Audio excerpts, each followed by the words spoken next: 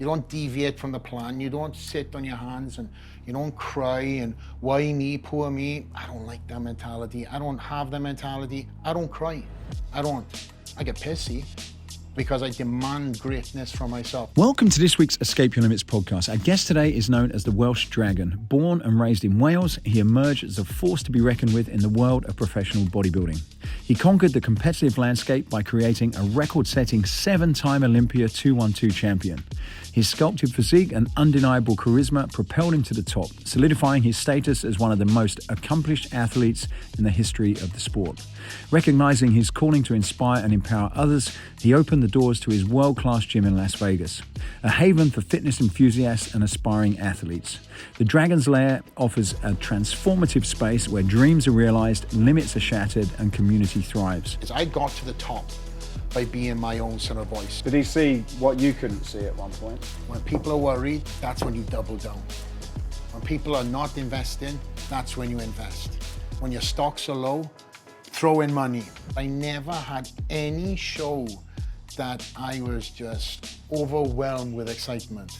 It was more of a bag of relief, like, okay, I've done it. And it's not a defeatist thing, it's because I knew in my heart of hearts this day that I'd done everything in my power to try to stay in the game. So please welcome the Welsh Dragon, Mr. Flex Lewis.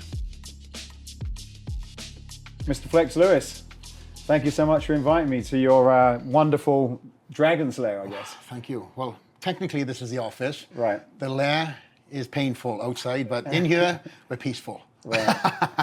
No, thank you. It's great to be here. Great to have you here. And I have to give a big thanks to our mutual friend, Mr. Jared Scirocco, for helping set this up. Yes. Good old Jared. Great guy and doing wonderful things here behind the scenes of the Dragons Lair also. Yeah. So what's it like, I guess, sort of, Wales, Vegas, what's the same about those two places? What are the similarities, would you say? Absolutely nothing. That's why I created the Dragons Lair here in Las Vegas, to really give a little culture to to my surroundings, and also remind me that even though I'm thousands of miles away, this is still my home from home, and I'm surrounded by dragons. I'm surrounded with a lot of the Welsh boys. The Welsh team has sent me a lot of jerseys. They know what I'm doing here. They know that I'm very prideful Welsh guy. Wear the flag on my arm, even though people think that's a feather duster. That's another subject. It's definitely been the vision that I wanted to create, and it's turned into reality now. So people come to the gym and they truly don't know the symbolic meaning of the dragon to me. They just know that it's related to me because people call me the Welsh Dragon. I've had that same as Joe Kazaki. But again, it's very prideful for me. But in terms of similarities, there's not much. The weather is totally different. And that's what I love, though. I go back home expecting it to be absolutely miserable. And raining, enjoy it. And I love it. Because we don't get much rain in the desert here. We get snow. We don't get much rain. Right. And you've not from the gym business. You've spent a lot of time in the gym, but not from the gym business. Yeah. And you open this place up in probably one of the most challenging times to open a gym. Tell us a little bit about that story, because a lot of people who listen to this are involved in that business, and you've got a fairly unique story about how that was beneficial to you. Yeah. Oh wow. So we got Siri got talking. Siri on there. Siri's trying to help with my with the storyline. Listening to everything. Yeah, it's true. So, shall I take it back to somewhat to the beginning? Yeah, go on. I won't go right back, but let's just say I moved from Tennessee.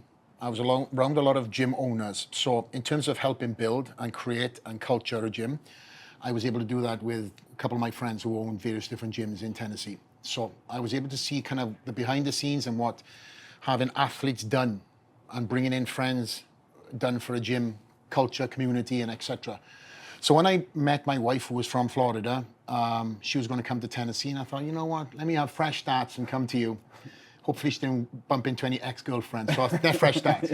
But what I done when I moved to Boca Raton was really, truly sort of start focusing more on bodybuilding than anything else.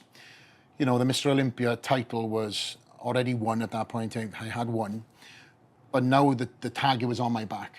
And I truly felt that moving to Florida was really going to allow me to focus. There was no distractions. There was no people that I knew or anything like that. It was just me getting to the gym and 100% focus on that endeavor. And what happened was these gyms then started seeing me as an entity of sales. And when I was in the gym, you know, if somebody was brought in as a guest or somebody was a potential member, I'm training in the gym, headphones on, they would be brought up to me, hey, Flex, tell them why they should join the gym. Take a picture. And this happened more and more. And then what happened was they would do these, come and meet Flex Lewis tomorrow, meet and greets on Facebook. And I had no clue. So imagine me dieting, I'm walking in with my gym bags, about 50, 60 people, young kids in school uniforms with their parents. It was just like wild. And I realized that for me to now have the full focus for the main reasons as to why I moved to Florida, aside from being with, you know, my future wife, was to win and defend this title. So I give you one more shot. I went to a different gym, something happened again. And because I'm around the used gym equipment space, I knew enough people to inquire if I was to open up a gym, what would I be able to get for this kind of investment? And as you may know, Boca Raton is not a cheap place, and with very little kind of credit, you know, at the time, everything was being built up. I was able to get into a building, a gym building, a 9,000 square foot warehouse, and kit it out with as many pieces as I could, and truly had the ideas of doing camps and stuff like this in this building. Had no name, had this incredible idea of, you know, just putting, you know, a camp together with a couple of VIP people of mine. And that's how it started. Now this building then started turning into VIPs coming into town, friends of mine outside of the sport we're in. It ended up going into, you know, I would say, no names mentioned, celebrities who were filming films, knew about the gym, they came in and stayed in the area, trained in the area, filmed in the gym. And this then started evolving. Then people started putting pins in the building address. I'd had people knocking the door, begging to come in, and we started then blowing up into this Dragons Lair. People started asking about a name. As I said, we called it the Dragons Lair, kind of synonymous to me, synonymous to the brand.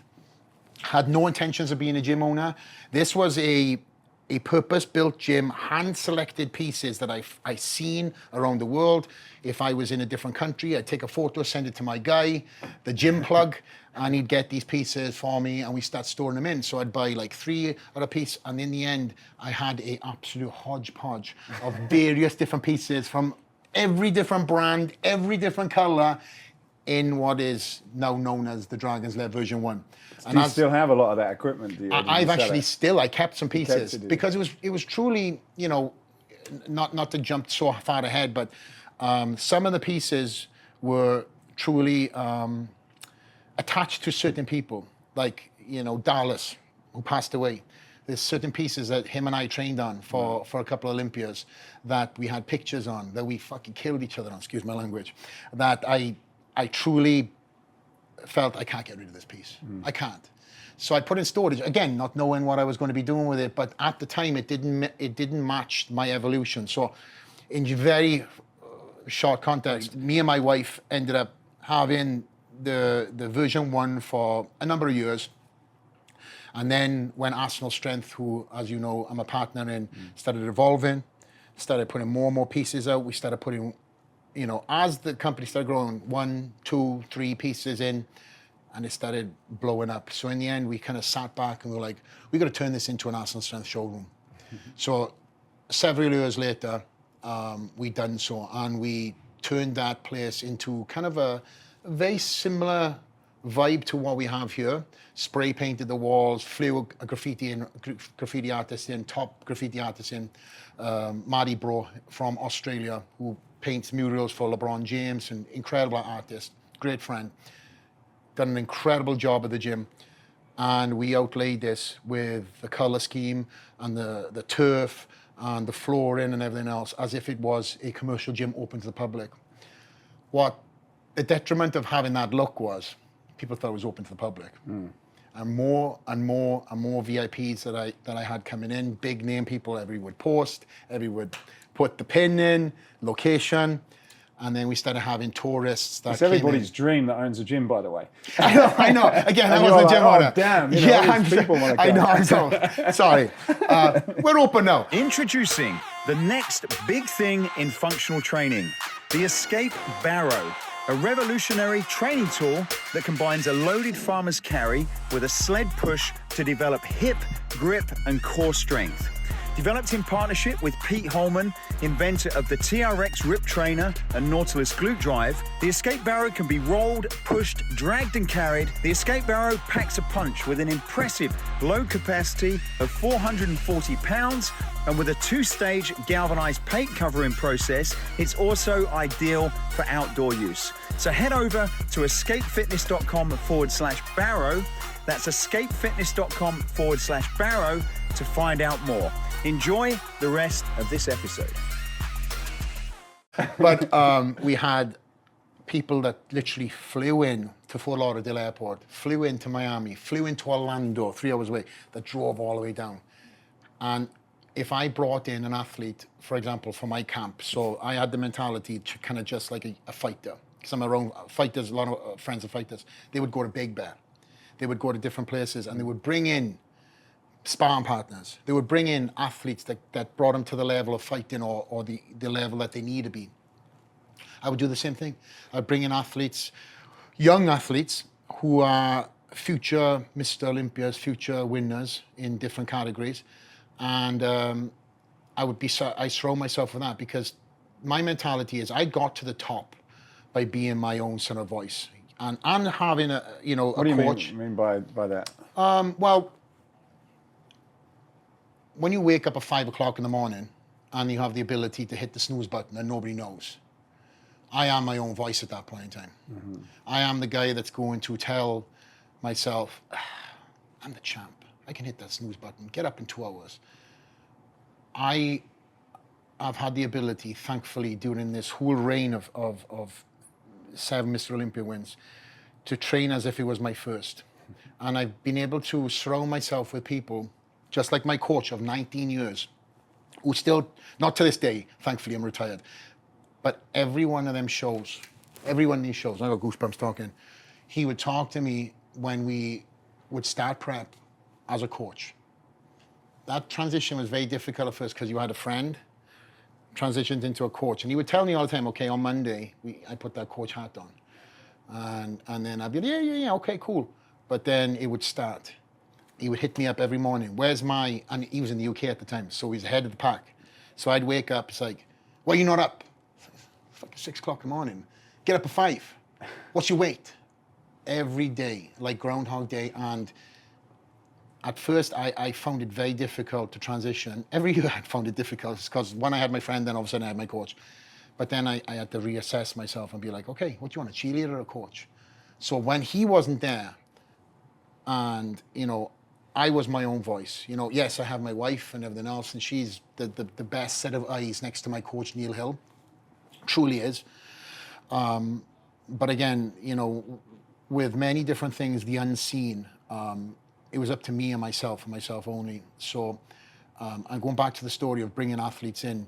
I see myself in these guys. I seen the hunger, I seen the drive. And when you're around that, and you're around the mentality of first there, last to leave, you just don't, you just can't help but to up the bar. Or if you are the bar, keep that bar high. So I created a culture. I bring in, these athletes. Dallas McCarver was one. Rafael Brando. It's so many. And I said, okay, every day we meet at the gym at 11:30. We'll talk for 30 minutes before we start. Drink the pre-workouts. How's your mum? How's the dog? Whatever it would be. As soon as we walk into that threshold, we ain't talking about none of that shit. You don't like me and I don't like you. Your job is to push reps out of me, and my job is to push reps out of you. And these guys, you know, again, when you're around these young, hungry guys, they don't want to let you down.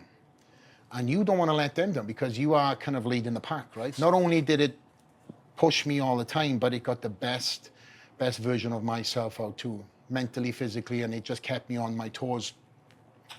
Because you just walk, talk, and act accordingly. You know, I never give myself the ability to slack because, again, 11:30 meetup, 12 o'clock start. If you weren't there by 11:30, you had 30 minutes to get your ass there. And some of these guys, they can tell you right now, and they're watching this right now, they came here at 12:01. There was only one way you could get into my gym, buzzer on the front door. And they stood out there for 2 hours, banging, calling, asking, pleading, sorry I'm late, traffic, don't give a shit, leave 30 minutes earlier. And that's the lessons you need to learn in life, is tough love. I was given tough love by my coach, and I had tough love all the way through my career. I never asked for anything else. So what message am I giving now to the young guys that they can get away with this because they have talent, they have genetics, they have such? No. Turn up. Keep yourself responsible. If you're going to be late, text me. That's all I ask. If you don't text me, sorry, the door's closed. And that's kind of, that message transitions into so many different things in life, right? I came to this country, I knew one person. I left all my creature comforts. I left a business, a successful business that I won 3 Young Businessman of the Year awards for. What was that? In moving. I had a moving company. Right. I had an award from Prince Charles, King Charles now, KEF Scholarship, Prince Trust. And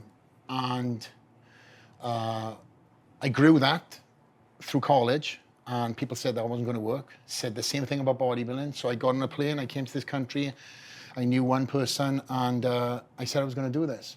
So I've heard the same repetitive story. You can't do it, you can't do it, you can't do it, you can't do it, you won't do it, you won't do it. And I just love hearing that. I'd rather hear that in some cases than you will do it. I only want to hear that from certain people because people know, like my wife, my coach, and everything else, they know how I am. How much is that? And we'll come back to the gym absolutely. because I know I'm sorry, yeah. Welcome to Interviewing Flex Lewis, my friend. That's fine. ADHD out the ass. We'll keep it. We will come back. But it was an important thing you said about the coach, and you mentioned, you know, your trainer, Neil Hill. And I just wondered, you're obviously super driven and motivated yourself. That comes with you, and we can talk about that in a second. But how important do you think it's been in your success to have, over and above what you bring to the table, to have someone like Neil that just squeezes that extra bit of juice out of you, whether it's in what you do from your Olympia or in business? Are those important people for you to get around you in what you're doing in life? Oh, no question. I mean, you're a product of your environment, right? As I've evolved, and I'll answer the Neil question, but in terms of circles, unfortunately for me, when I came to this country, I kind of entrusted everybody. I thought anybody who was kind of nice to me was going to be nice and around me for life. Kind of like maybe a Welsh mentality. But I would say the same people who believed in me when I had nothing are still around to this day. They're still around. And I've also felt as a badge of honor that these people who believed in me when I had absolutely nothing, when I eat, they eat. Because a lot of these people give food off their plate, literally, for me to get to where I am. Neil is one of them, my coach. He had an injury at probably the peak of his career, which ended him having to retire early. And his mentality was not there to retire.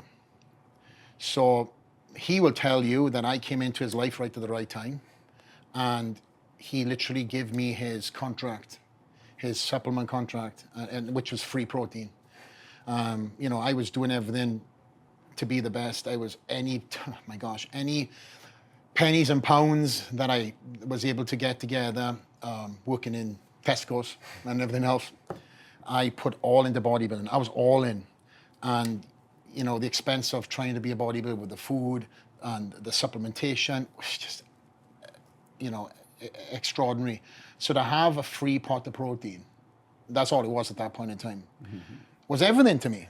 And these small little things created such a big picture.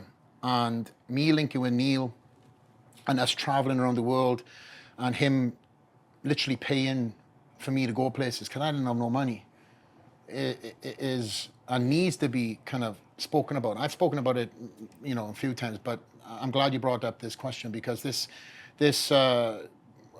coach of mine truly is a coach, like a real coach. He's seen the potential in me. We went. Did he see what you couldn't see at one point? Oh, no question. I was like, what does this guy want me to compete in all these shows for? Like, he's like, you can be the best. And, without getting emotional, but he's like, you can win this show. And he's very realistic, but he's also very demanding. Very demanding. And, I'm a little pissy teenager at this point in time, right? And he's telling me, like, you could really win this Welsh, and you can win the British, and then you could win the Europeans, and you could win the Junior Universe. And I'm like, whoa, what the hell? Like, all right, okay.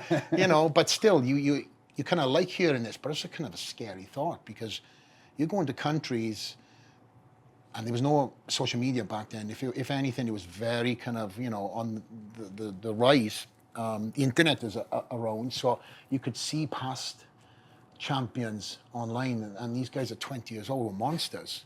But you don't see, and I'm glad I didn't. I never seen what I really seen. But what my difference was conditioning. We suffered, and that was Neil's forte. Neil would get into crazy conditioning. So, I'm a regimented soldier. You lay out the plan of action, and my goal was every time I drove to Tenby once a week, which was 1 hour away, in my moving truck, which cost me a fortune in gas and petrol.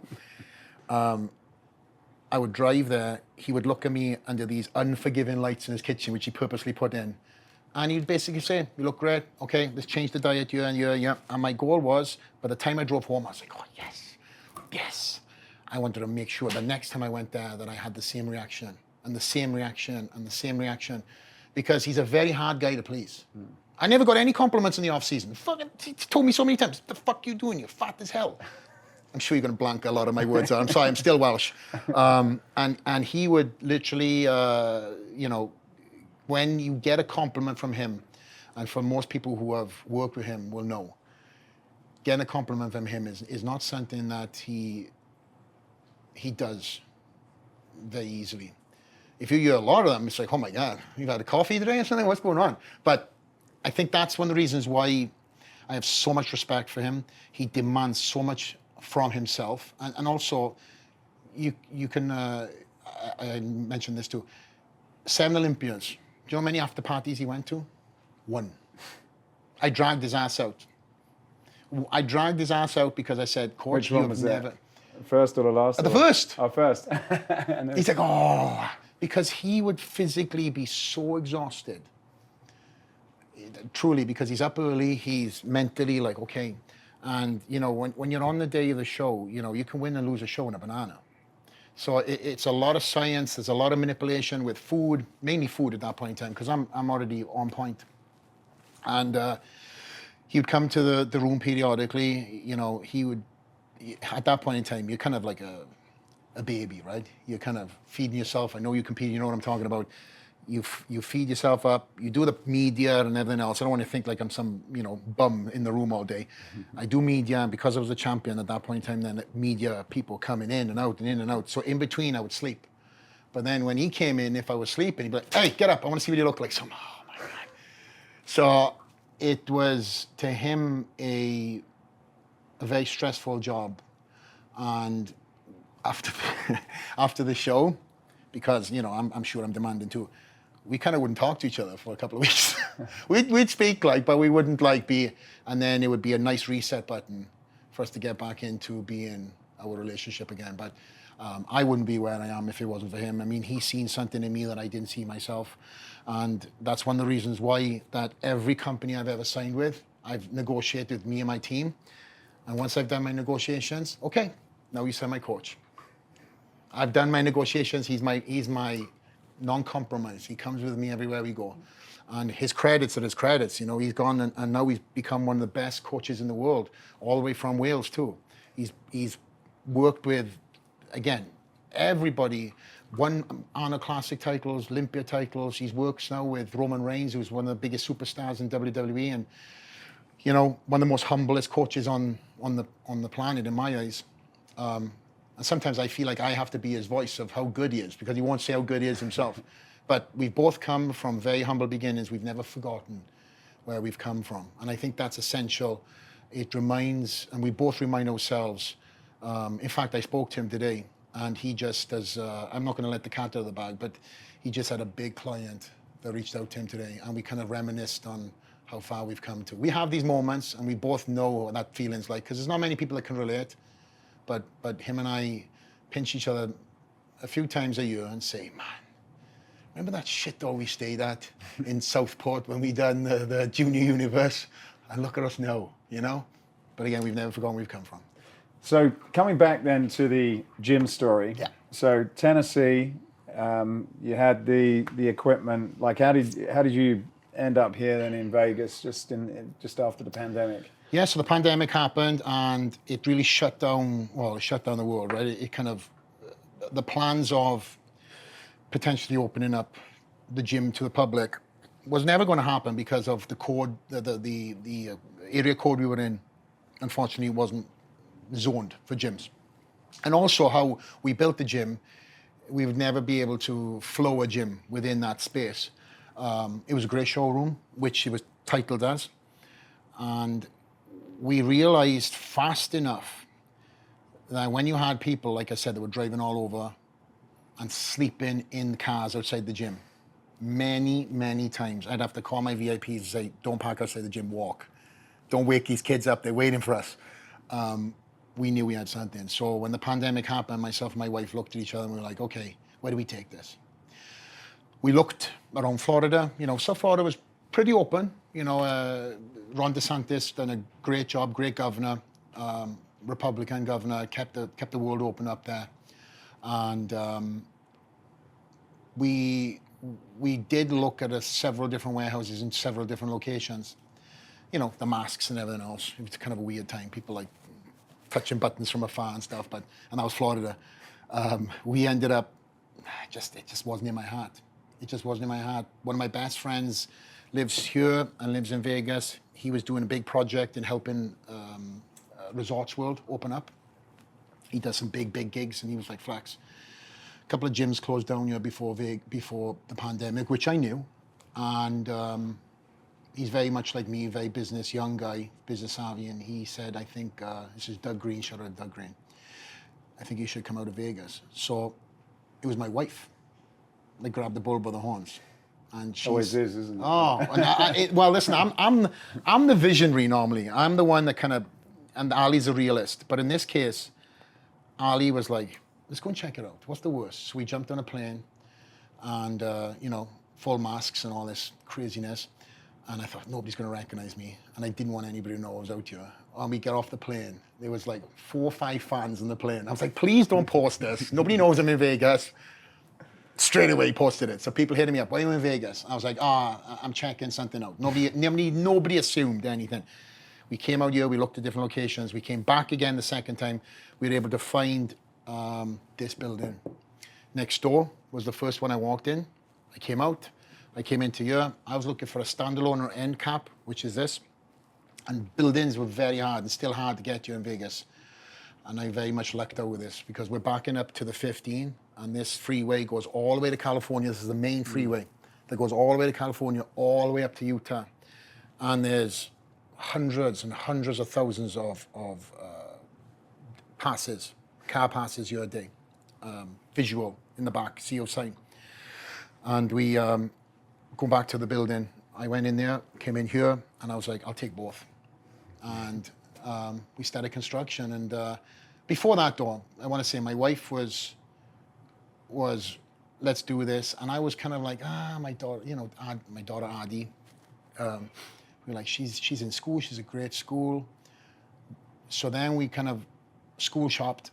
We found a great school. It was very similar to Florida, same style of learning. So for me then, and Ali, of course, I was like, okay, let's do this. And we were all in, and it's been the best move. It was an incredible move. We were able to grow this in the pandemic with literally people who wanted to work.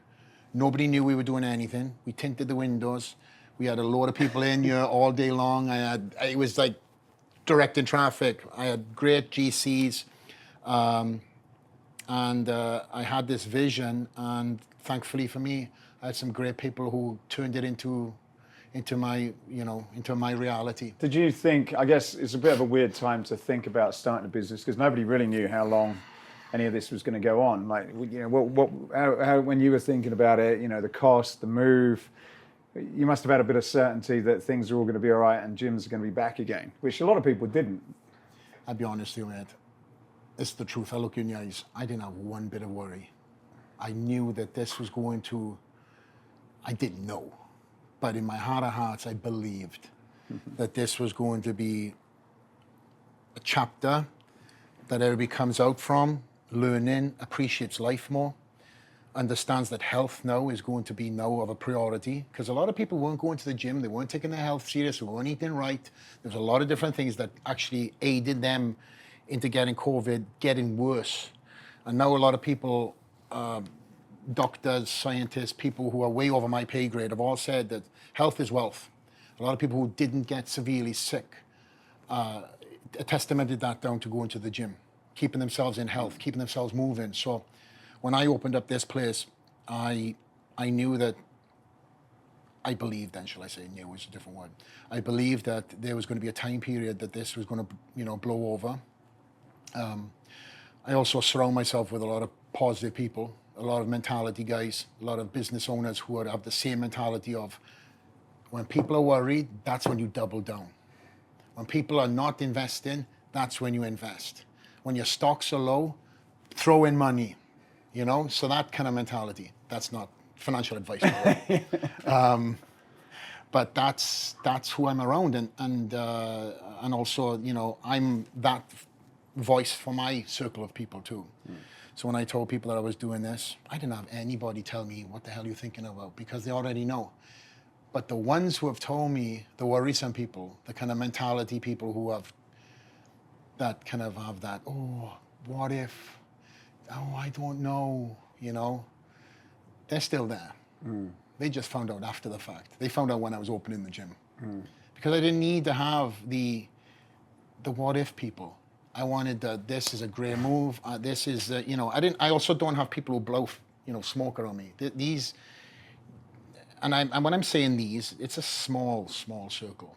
It's a small circle of people who I entrust in, you know, but when you've got the biggest critic and the biggest supporter around you that's saying this is going to work, that's my wife, then who else do I really give a shit about? We were doing this together, you know, people see me as this is my gym, but let me tell you something. My wife knows more about this gym than I do. You know, she is, you know, she is the, and you go and ask my front desk staff. She's the brains and the brawn behind I'm the brawn, I'm sorry. She's the brains behind the operation.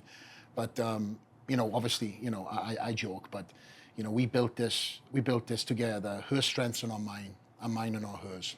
And we both believed in the same thing. We both believed that this was going to be something special. We created something in Boca Raton that we took to Vegas. And as with what most people say, everybody comes to Vegas at least once a year. And there's so many events that bring in people from the US to Vegas every single year, multiple times a year. So we wanted to create a hub where you knew that when you walked into this gym, it was going to be a culture that you couldn't duplicate, you couldn't replicate. This was going to be a place full of motivation, stimulation, and because I have felt that in my own heart, when I first walked into Gold's Gym Venice, when every single pro and every single celebrity was training in there, when Gold's Gym Venice was what it was, I knew that I could create something very similar here. And now we have, you know, you get a lot of guests. You're a big part of celebrities. people come in for the day and the weekend. Yeah. It's a big part of what you do, yeah. But that is kind of, that is the business, but you have to create the culture. And the culture here is nothing like I've ever seen in any gym. And maybe I'm biased, but I see it from the inside out and the outside in. The athletes we have here, the business owners, the general members, the big superstar celebrities we have here, everybody walks in here with one mentality: to train. You got Mr. Olympia training next to somebody who's 85 years old, who's had 2 hip replacements, and they're both just as much motivation to me and many other staff members as, you know, the guy who's, like I said, they got the titles. You look around and you've got guys like, you know, we mentioned earlier, the Hodge twins, Dana White, Dan Bazarian. So many people that come to this gym, then they don't get bothered. They come in here and they feel at home. They love this gym. You know how many messages that I've got in my phone of people that I used to look at on social media, now I can call friends, that say, thank you for bringing this to Vegas. It's incredible. And you mentioned the day passes. We've been very blessed that we're one of the #1 gyms now in the country that has day passes, you know, that come in, week passes. People have come in for one day, gone to another gym, came back and said, "No, I'm staying here. I'm coming here for the week." People who have come here for a week extend this trip to several months.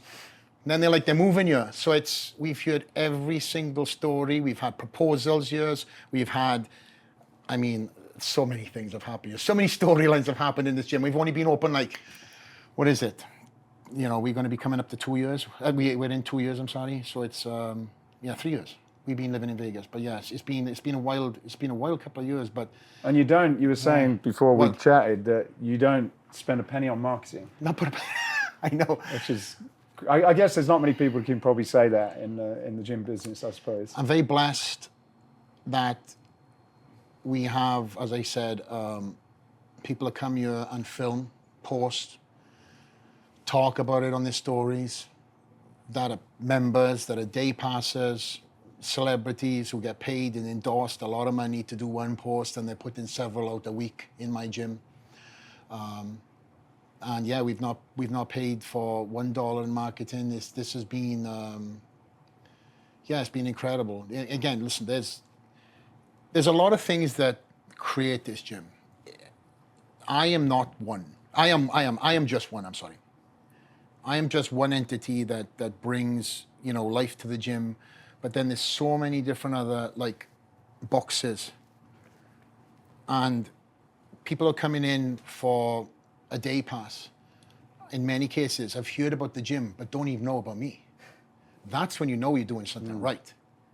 And when you've got people who are coming in and enthusiastic and coming in straight from the airport with their bags and their luggage and everything else, and they're like, oh my God, we just had to come here straight. That's when you know you're doing something right. They're not coming here to get hammered and drunk and everything else. The pool parties and everything else, I'm sure that's part of it, but this is also a big part of it too. And because we're so close to the Strip by design. And the airport. And the airport. We're kind of nestled in between. Yeah. It's truly kind of worked out in many different ways for us. And there's things that we've watered to grow, and then there's things that have just organically grown that we didn't put any attention in. And again, that's what I said, it's so many different boxes that makes this gym unique.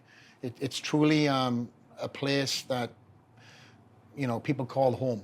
One of the things we were chatting about is the sort of, I guess, style of gym, where back in the 80s, it was very much, they called them spit and sawdust gyms back in England, where cables and free weights, and then that whole model kind of disappeared, and you had the big box health club. But I know it's not the case everywhere around the world, but this, I guess it, you know, I'm certainly hearing it from a lot of other people in the business that after the pandemic, a lot of things changed in terms of what people wanted from the gym. You mentioned about the amount of sort of, you know, females now going in there, and you seem to have kind of, I guess, you know, changed your concept and what people wanted seemed to kind of coincide. Was that intentional or? Yeah, I guess my vision was what people wanted. It wasn't intentional. I didn't kind of change my business model to suit a demographic. My demographic was the Dragons Lair. And if you look at the Boca Raton location, like I said, I just picked it up and I planted it here in Vegas. And of course, there's certain things that we listen to our members, we listen to what needs to be done. And that's one of the reasons why we're kind of, you know, playing Tetris with the wrong pieces, but we're trying to always evolve, expand. We had the Arsenal Strength showroom here in the gym. And because of the evolution of the Dragons Lair, I'd love to have kept the Arsenal Strength showroom here. It's a great element. I mean, we've had a lot of big VIPs who go in there to train away from, the general public, which all end up wanting to be in the main gym, by the way. So we realized that, with Arsenal growing, with us growing, it was probably better for us to move the Arsenal Strength showroom. Now we have a new location, incredible location, downtown Las Vegas, and now we've acquired back that room. And now it's turned into a leg room. Leg room. A leg room. So it's more torture. So what we've done is we listened to the athletes, and we've handpicked different pieces purposely to fulfill that room and fill that room full of everything that we didn't really have before, So we wanted to create a one-stop shop, and the vision I had was a one-stop shop, which I wasn't able to do, obviously, in the Boca Raton location. So I headhunted this gentleman who's here next to my office. We call him the Torture Room. He is one of the best in the game. He was in Seattle, Washington, and I basically convinced him nicely to come to Las Vegas. And obviously he had his reservation. I was like, listen, you're going to come here a week, but I'll give you a free month. Come here a week and you'll see. And I said, you'll be like, okay, I'm coming. He was here for less than a week. And he went back home. Within 2 weeks, he was moved here. He realized that he had to be here to further his business, but he also needed to be here because this is where everybody was coming in. Again, tourist-wise, athlete-wise, and he's had the biggest names on his table that he'd never be able to get in Seattle, Washington. So going back to your question, the model that I have here is truly unique, and it would be very hard to kind of take this model and put it in another state. Really? That's why I've been asked multiple times, and I've had people that have walked into my office with a blank check. Let's open this gym in Texas. Let's open this gym in Boise. Yeah, I'm sure. I was said the same thing. Yeah. I said, I could imagine he's been all over the place. It just has to be location. It's a Vegas location. thing, is it? Yes and no. It just has to be a destination. Right. So think of the destinations around the world and where people frequent. It has to be there for tourism. It also has to be there for the celebrity aspect, and it also has to be there for the energy. People come to Vegas excited, lose a lot of money gambling, but when they come to the gym, they know they're going to gain something, and that's normally a pump anyway. So can you imagine it in somewhere like Dubai or some places like that? Could you? I can see it in Dubai. I can see it in London or England somewhere. Everybody wants me to say Wales. Wales. Everybody wants a Dragons Lair Wales. Don't you? And I can see it in some other tourist destinations too, But right now, with this model, we're always evolving, and where I see this brand going is going to be in the evolution stages, somewhere where we build this into the true gym it should be. Right now, we have an incredible facility, but again, we need space to make it that much better. And in the growing stages of where we are, number of years time, I think this is where we'll build. And it's actually exclusive. We probably would build a Dragons Lair here in Las Vegas and create it into its true empire it should be. Recovery, touching on so many different things that we don't have the bandwidth to grow right now. A real big Vegas kind of, go large idea. Yeah, I can see that working here. Yeah, it again with a super. I don't think there's any around. I've not seen those kind of like you say. The only one I can think of is you've got the Gold's Gym in LA, Muscle Beach, which has been there for a while. But I've not seen kind of that Vegas, Dragons Lair Vegas kind of scale. I could see that. And it's got to kind of be fitness industry bodybuilding, right? So there's multiple gyms in this town. There's a lot of big gyms, in town.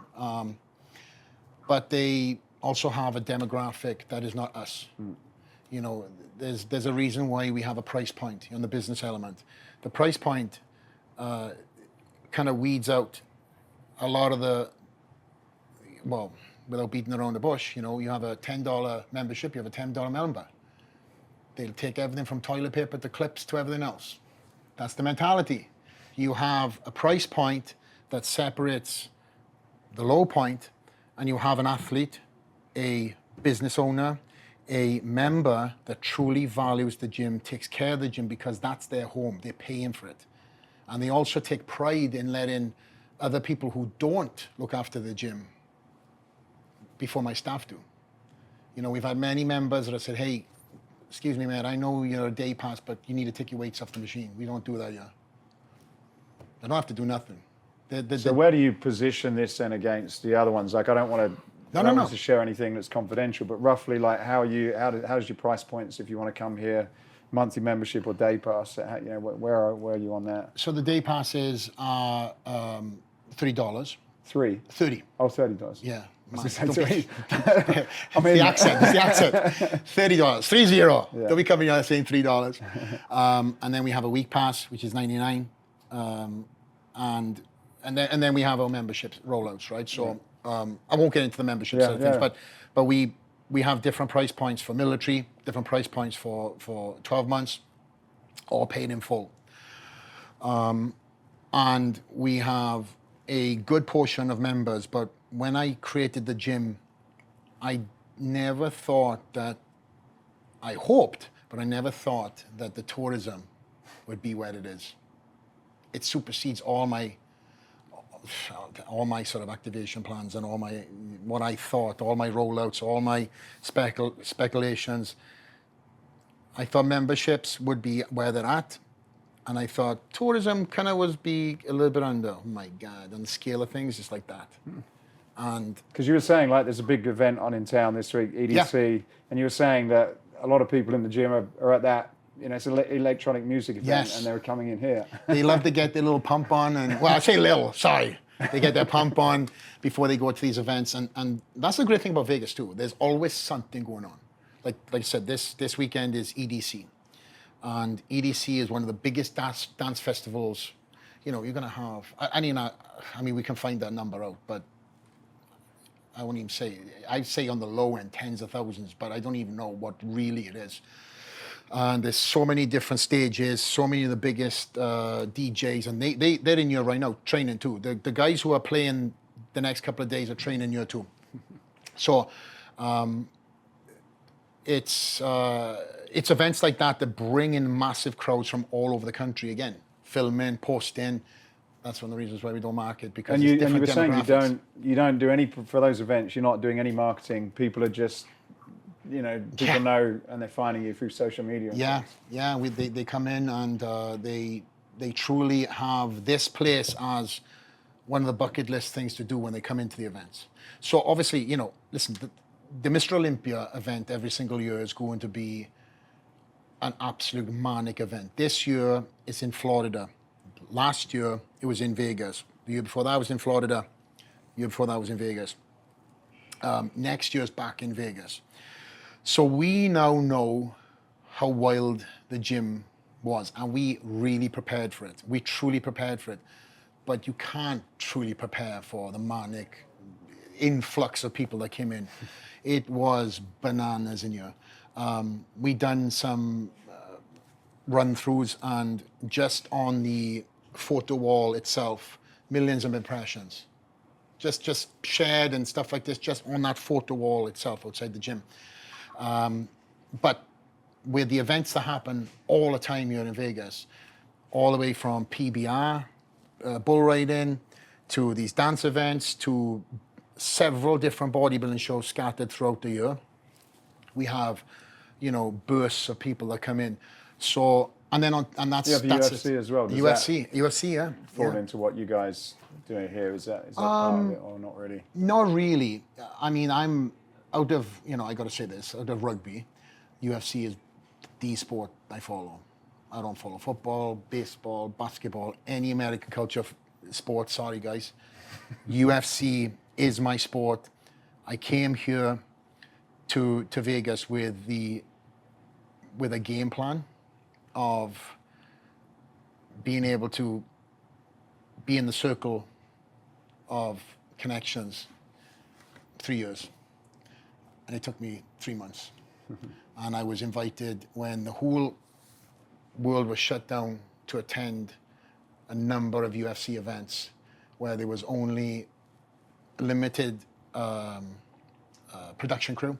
There was Dana, Hunter Campbell, there was Joe Rogan, Daniel Cormier, Daniel Arnick, and everybody was kind of spaced out, and there was me sitting on a singular deck chair, all dressed in black, was the only rules, can't yell, can't shout, and I'm thinking to myself, I've been here 2 months.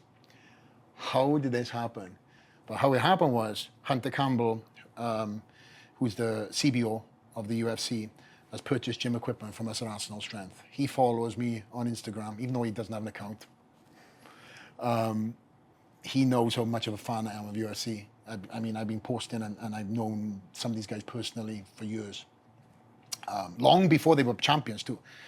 So it was kind of like, hey, you wanna come? And I was like, yeah, let's go. So full circle, the UFC, to answer your question, doesn't really bring anything in on the week-to-week fights. We have, some spin-offs, but nothing that spikes massively like EDC or PBR or, the things that I mentioned, bodybuilding shows.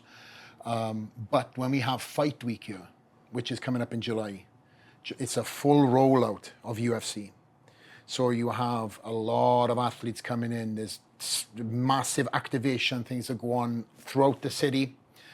And there's several different days that have different fights, big fights. Thursday, Friday, Saturday, I believe. So that brings in a crowd for the gym too. And also we got Formula One that's coming up here. They're going to be taking over the whole city. And that's going to be a massive thing for us too. So, we can prepare for stuff, but again, when you walked in here this morning, there's a lot of people here all excited, all ready, all getting their swole on before tonight's, party.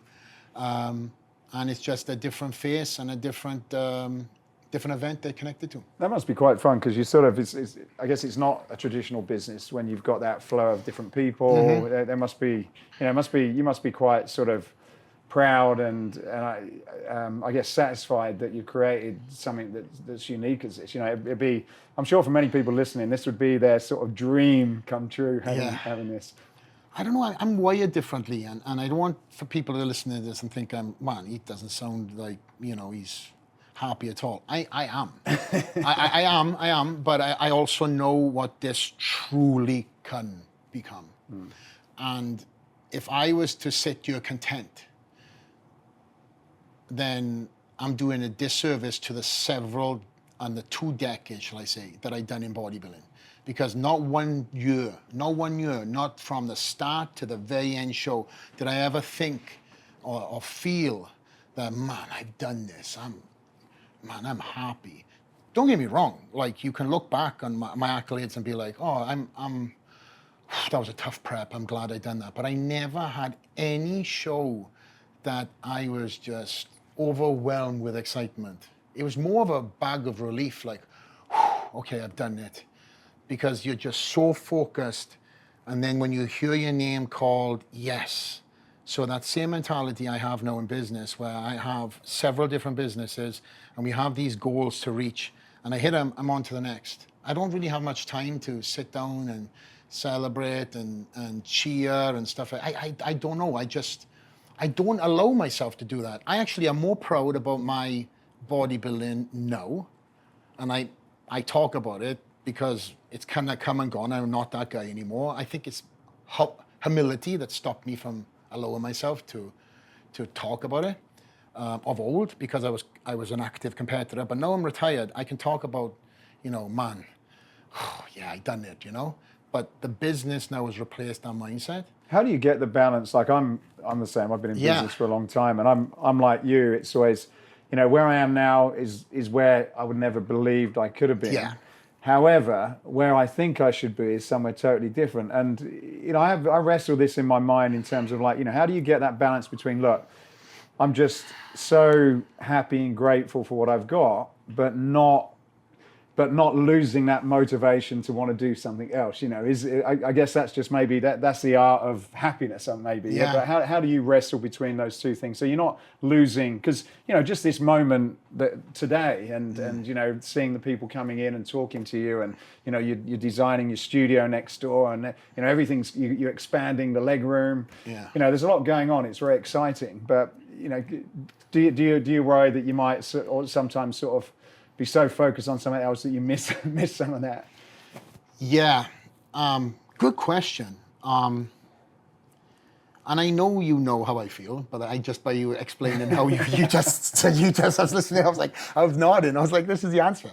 One of the reasons why I retired from bodybuilding is because I put in 3 years into trying to stay in the game and become the first ever champ.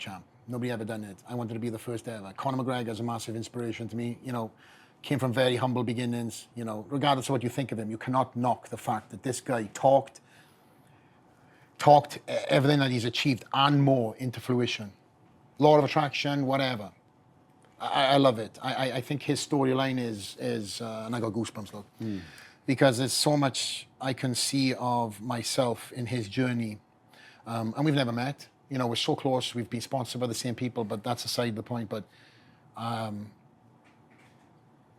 look at what he's achieved, and he's always up in the bar. He's always never sitting on his hands. And the money that guy has in the bank, and he still wants to fight. Just think of the DNA that guy has. He's set for life. He's probably at this point in time, I would say his kids are set, right? That's a lot of people throw that out way too much, but I think his kids are set now because of what he's done. And not that I compare myself to Conor McGregor, because you can't do that. It's unhealthy. It's two different worlds. But I see what he's done, and on his journey to where he's going, he's invested in relationships, he's invested in companies. I've done very similar. Arsenal Strength was one of them companies I invested in 2015. But what I sat back and I looked at was the fact that 3 years I tried absolutely everything to stay as the champ. COVID happened, I had gut issues, I hired 3 specialists, nothing could done. I mean, I'd done everything, I crossed every I crossed every T, dotted every I. And in the end, we found out my wife was pregnant, and I was like, this is time. When you have that thought in your head as an athlete, you have to listen to it.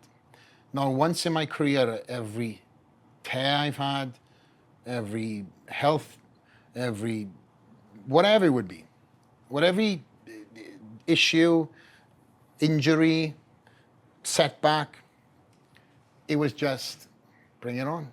Turn your hat back to front, just like somebody saying to me, you can't do it. But when that moment that pops up in my head, it's like, I think you might be it. Can't ignore that. And it's not a defeatist thing. It's because I knew in my heart of hearts this day that I'd done everything in my power to try to stay in the game. 3 years, a lot of money I spent on trying to heal my stomach, and you can't take days off food. So what I was trying to do was just put a Band-Aid on an open wound. And for me to have total gut health, I would have to stop eating and truly heal myself a little bit better. And when I found out, I said my wife was pregnant, I said that I need to be here. I need to be focused. I need to be a dad that needs to be present and enjoy this chapter. I have a beautiful, you know, soon to be 8-year-old going on 18 daughter that is truly grown up so fast, and she was there for a lot of these trophies. You know, she was there. My goal was one of the years, and as I reinvented my why, was to bring my daughter up on stage to have a photo. So she's literally grown up in the sport. Did you do that? Did you get her on? Yeah. Oh, okay, great. Yes, I'll show you. It's my screensaver for my phone. And I wanted that to happen, and she grew up, and Dad is on the road a lot, you know. I felt I was one of the bodybuilders that had true balance. I made sure of it. I didn't take every appearance on. I didn't take every event on, and we could have had a lot more money in the bank, but nonetheless, I would have lost that time.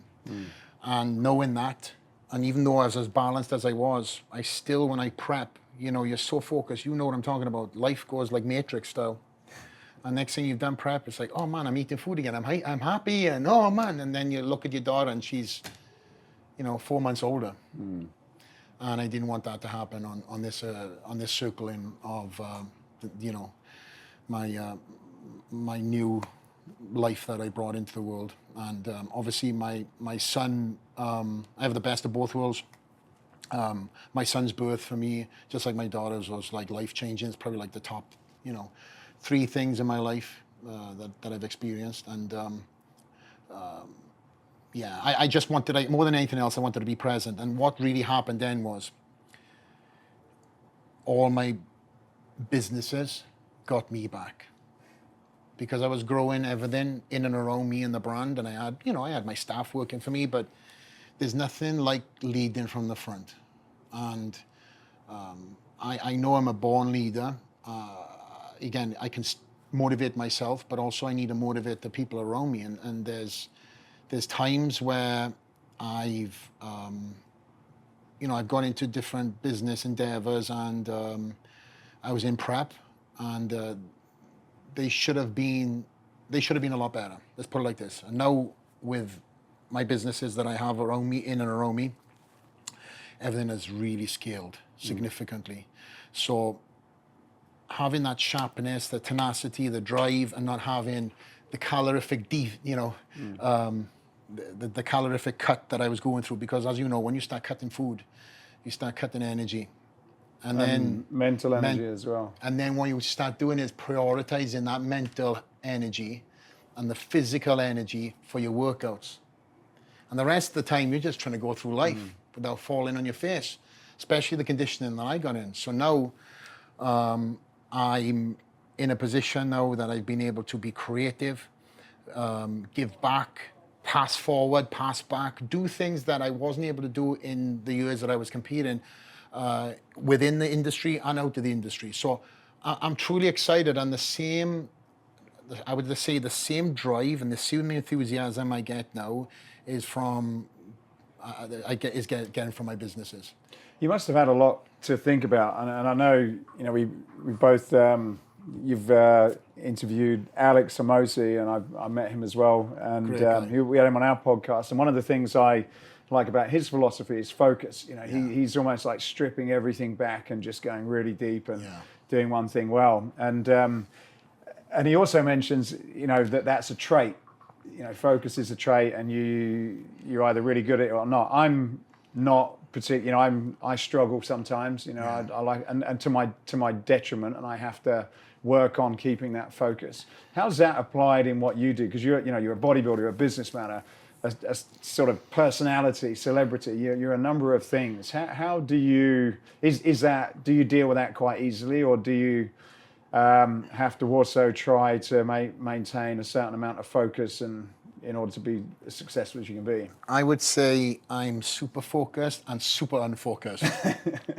I will be, okay, I am going there, and I'm there, and then saying, squirrel. I got rife at ADHD, but again, I do a lot of different things. And what I've noticed is there's a systematic approach to how I need to do things. The saying is, make a plan to fail, right? So knowing these bad characteristics that I have and the good characteristics that I have, for me to get to this, for me to do this, and this, then I have to have my own plan. Structure. Yeah. Right. And that's what bodybuilding brought, because it's the same monotonous thing every single day. And if you structure your life like that, and using bodybuilding, again, as the tool to everything that has been created through having that structure, it took me a while to be like, hey, listen, you have had a lesson in life that you can't read, you can't be taught, you have to live. And that's through day in, day out. And I taught myself through structure, through commitment, that no matter what, I am getting to X. And X was a show. X was whatever date that was, Mr. Olympia or Mr. Wales, Junior Mr. Wales. Come rain or shine, injury, God forbid, health, death, whatever it would be, breakups, girlfriends. I'm doing that show. It's the same thing for business. Business is, I am doing this no matter what. Shit hits the fan, okay, I'll deal with it, work through it, still go into there. You don't deviate from the plan. You don't sit on your hands and you don't cry and why me, poor me. I don't like that mentality. I don't have that mentality. I don't cry. I don't. I get pissy because I demand greatness from myself, and I always have. But I realize now that these are tools that I have subconsciously learnt through competing bodybuilding. And bodybuilding has taught me so much, man. Unbelievable lesson in life. I mean, there's so much correlation, as I said, between bodybuilding and business. When you marry them together, you'd be like, oh yeah. And you mentioned Alex Amosi. He's also a bodybuilder, right? He loves to train. And his mentality to business is off the chart. Yeah, he's a very, very smart guy. Very smart guy. Prioritizes certain things over many other things that he could, again, Jim, as great a shape as he is, and Alex trains you, sometimes I don't see him for a couple of weeks. I hit him up. I was like, hey, where the hell you been? It's like, oh, I've been working. I know you've been working. You're always working. What are you working on? I'm working on this book. I'm nearly done. When are you coming back when are you going to see daylight? When are you coming back to the gym? I'll come back in a week. And then this guy walks in the exact same shape as what he did without training for like 3 weeks. But the guy is an absolute stud, and them are the people I mean when I say I'm surrounded by sharp individuals, because when you talk to somebody like Alex, he talks a different chord. He doesn't talk like in like a you're my friend, like relaxed. He's always kind of like, there's a plan of action. He's talking, and this is how me pretend to be Alex. There's this game plan to everything. And even if we're talking about bodybuilding, or we're talking about training, or we're talking about business or everything else, it all sounds the same. Like I did an event for Alex. I spoke at his event. Yeah, GymCon, wasn't it? Yeah. I flew out to Florida. Incredible. Layla, his wife, I want to mention too, she's an absolute savage. My wife, again, and her are very close. They're good friends. And, I look at Layla and Alex, and they are like the ultimate power couple. They kind of complement each other tremendously, but they're not the same. They are two different people, but are a business. It's incredible how their dynamic is. And just how they talk, walk, and act. Like I done that event, and I just got to hear the engagement and the mental gems that they were speaking to the audience. And you just can see these people are just soaking it up. And, this isn't like a pre-rehearsed thing. They live this life. I'm around a lot of different speakers. They do one thing and they act another. There's people that say they're this and this, I'm alpha, and then they're fucking eating pizza and they're living a different life. These guys are who they are, and when you get around people like this, you cannot, like I said, but get better. What do you do when things are tough? I was reading an article, and I think it was in 2021, where you mentioned you had to take a step back, you were miserable, and you needed to get yourself back on track. Like, how do you deal with things? What's your way of coping when it doesn't go to plan and success isn't there and it's totally the opposite?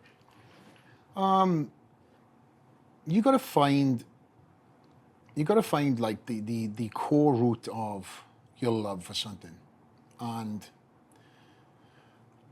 like, I've never trained somebody in my life, never done personal training, never done online training, never been interested in doing it, and I'm sure I've missed out on millions in that. Yeah, I think that surprised me, actually. Not to say that I won't do it in the future, but when I was actively competing, for me to keep my passion alive, I had to make sure that my gym time was my gym time, because it was a love-hate relationship.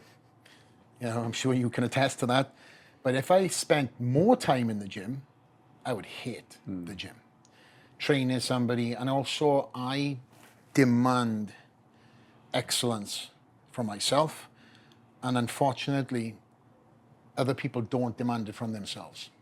So if I was to give my knowledge, my experience, my passion into helping somebody, and then they went home and they didn't follow my I just can't deal with that. I don't deal with it. I'm trying to find the word. Don't deal with it. Like I said, it's come from humble beginnings. And one of the reasons, and to answer your question, is, you know, I grew up in a household where my dad worked in the steel factory. You know, he just retired a number of years ago now, but he was there for 47 years working in steel, tin plate. My mum was a nurse. She was made retired. She had disc-genital hips when she was young, and unfortunately, both hips went when she was working as a nurse.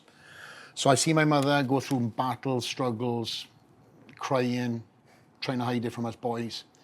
One income coming into the house, and you know, we're all playing on the computer as a kid. The electric goes off, tokens, you know, all that stuff. I had to get pennies and together. I seen it all. So how do I get motivated? I mean, I've got enough shit in my head. I call it Pandora's box, that whenever I feel sorry for myself, I think to myself, what is the reason why I'm here? Why did I leave my family in the UK to come to this country? Was it for me, or was it for the whole family? It's for the whole family. So when I start getting down and I feel like, oh, poor me, I think to myself, poor me. Look around.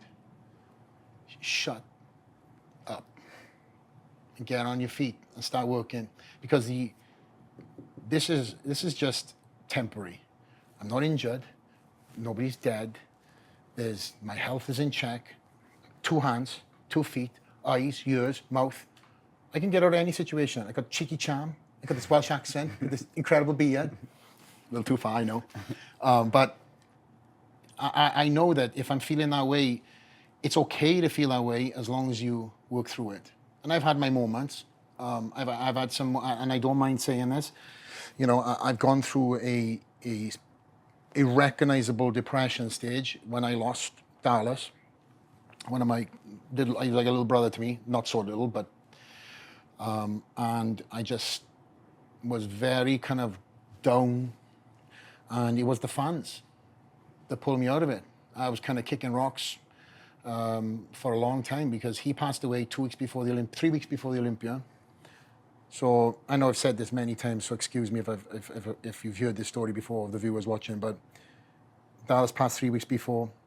Then we had this massive hurricane was coming in, and we thought we were going to lose the house. We had to board up the house in this process, went to Dallas's funeral, came back, continued in prep. Like I said, we thought we were going to lose the house, then we had to leave. So we stayed 2 weeks in a hotel in Las Vegas, prepped out of a hotel with a little baby that was 1 year old. And I had to be an autopilot. And thanks to my wife, who was also grieving, she didn't show it. And everybody else who was really close to kind of put me in a bubble wrap. And every time I started thinking about it, they were like, come on, this is for Dallas. So I didn't face grieving until everything had finished. So I went to the Olympia, I went to the Korean Grand Prix, which I shouldn't have gone to. And then when all the dust settled, Christmas and everything else, that's when it hit me. 3-4 months later. Oh. And it was a very tough time, because I felt I couldn't talk to anybody. Everybody else was over the death. Everybody kind of was faced it. They were talking, celebrating his life, and then it was just like, man, what the hell? He's not around, you know? All his belts, straps are still around my gym, and it was just very tough times. But of course, being the, you know, blue collar mentality that I grew up through watching my dad and my grandfather and stuff like that. My grandfather's a miner.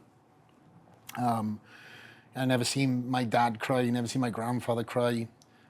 You just don't get upset. You just hold it in, and you kind of wear it as like this badge of honor, right? You're like, tough it out.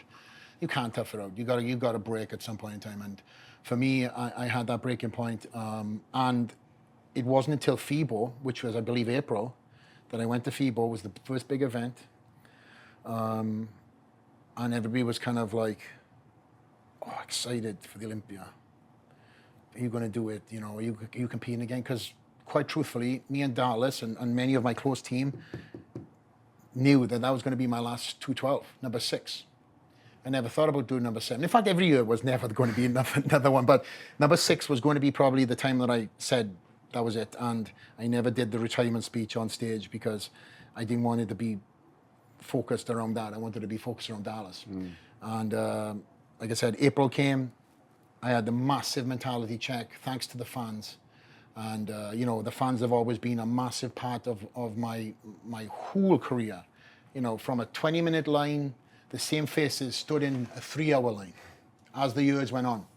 So these people came, encouraged me, said, let's do it. And I said that was the year that I was going to bring the best ever look in, the best prep. I convinced myself and spoke it into existence.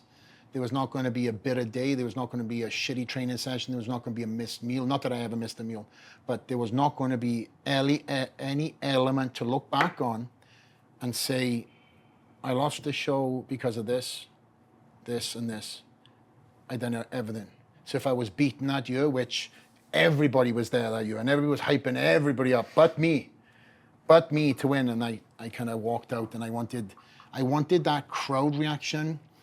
The moment that I stepped out on stage and that light hit me for the first time, to be the silencer, and everybody kind of went, and that's it. Now I got goosebumps. That was the moment. That was the moment. I mean, that's the right moment I trained for 6 months for.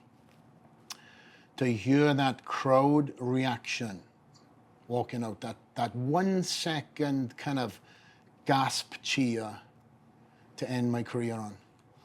And I was able to do it. But again, that mentality now has shifted into the endeavors I'm doing right now. And I think once you've dealt with things like I mentioned, depression, and you've dealt with you know, loss, it definitely hardens you up, and it definitely makes you appreciate life more. Because up until that point, you know, you see these, what look like immortal athletes, physiques. This guy, he's not going to get taken down. He's built like a rhinoceros and passes away.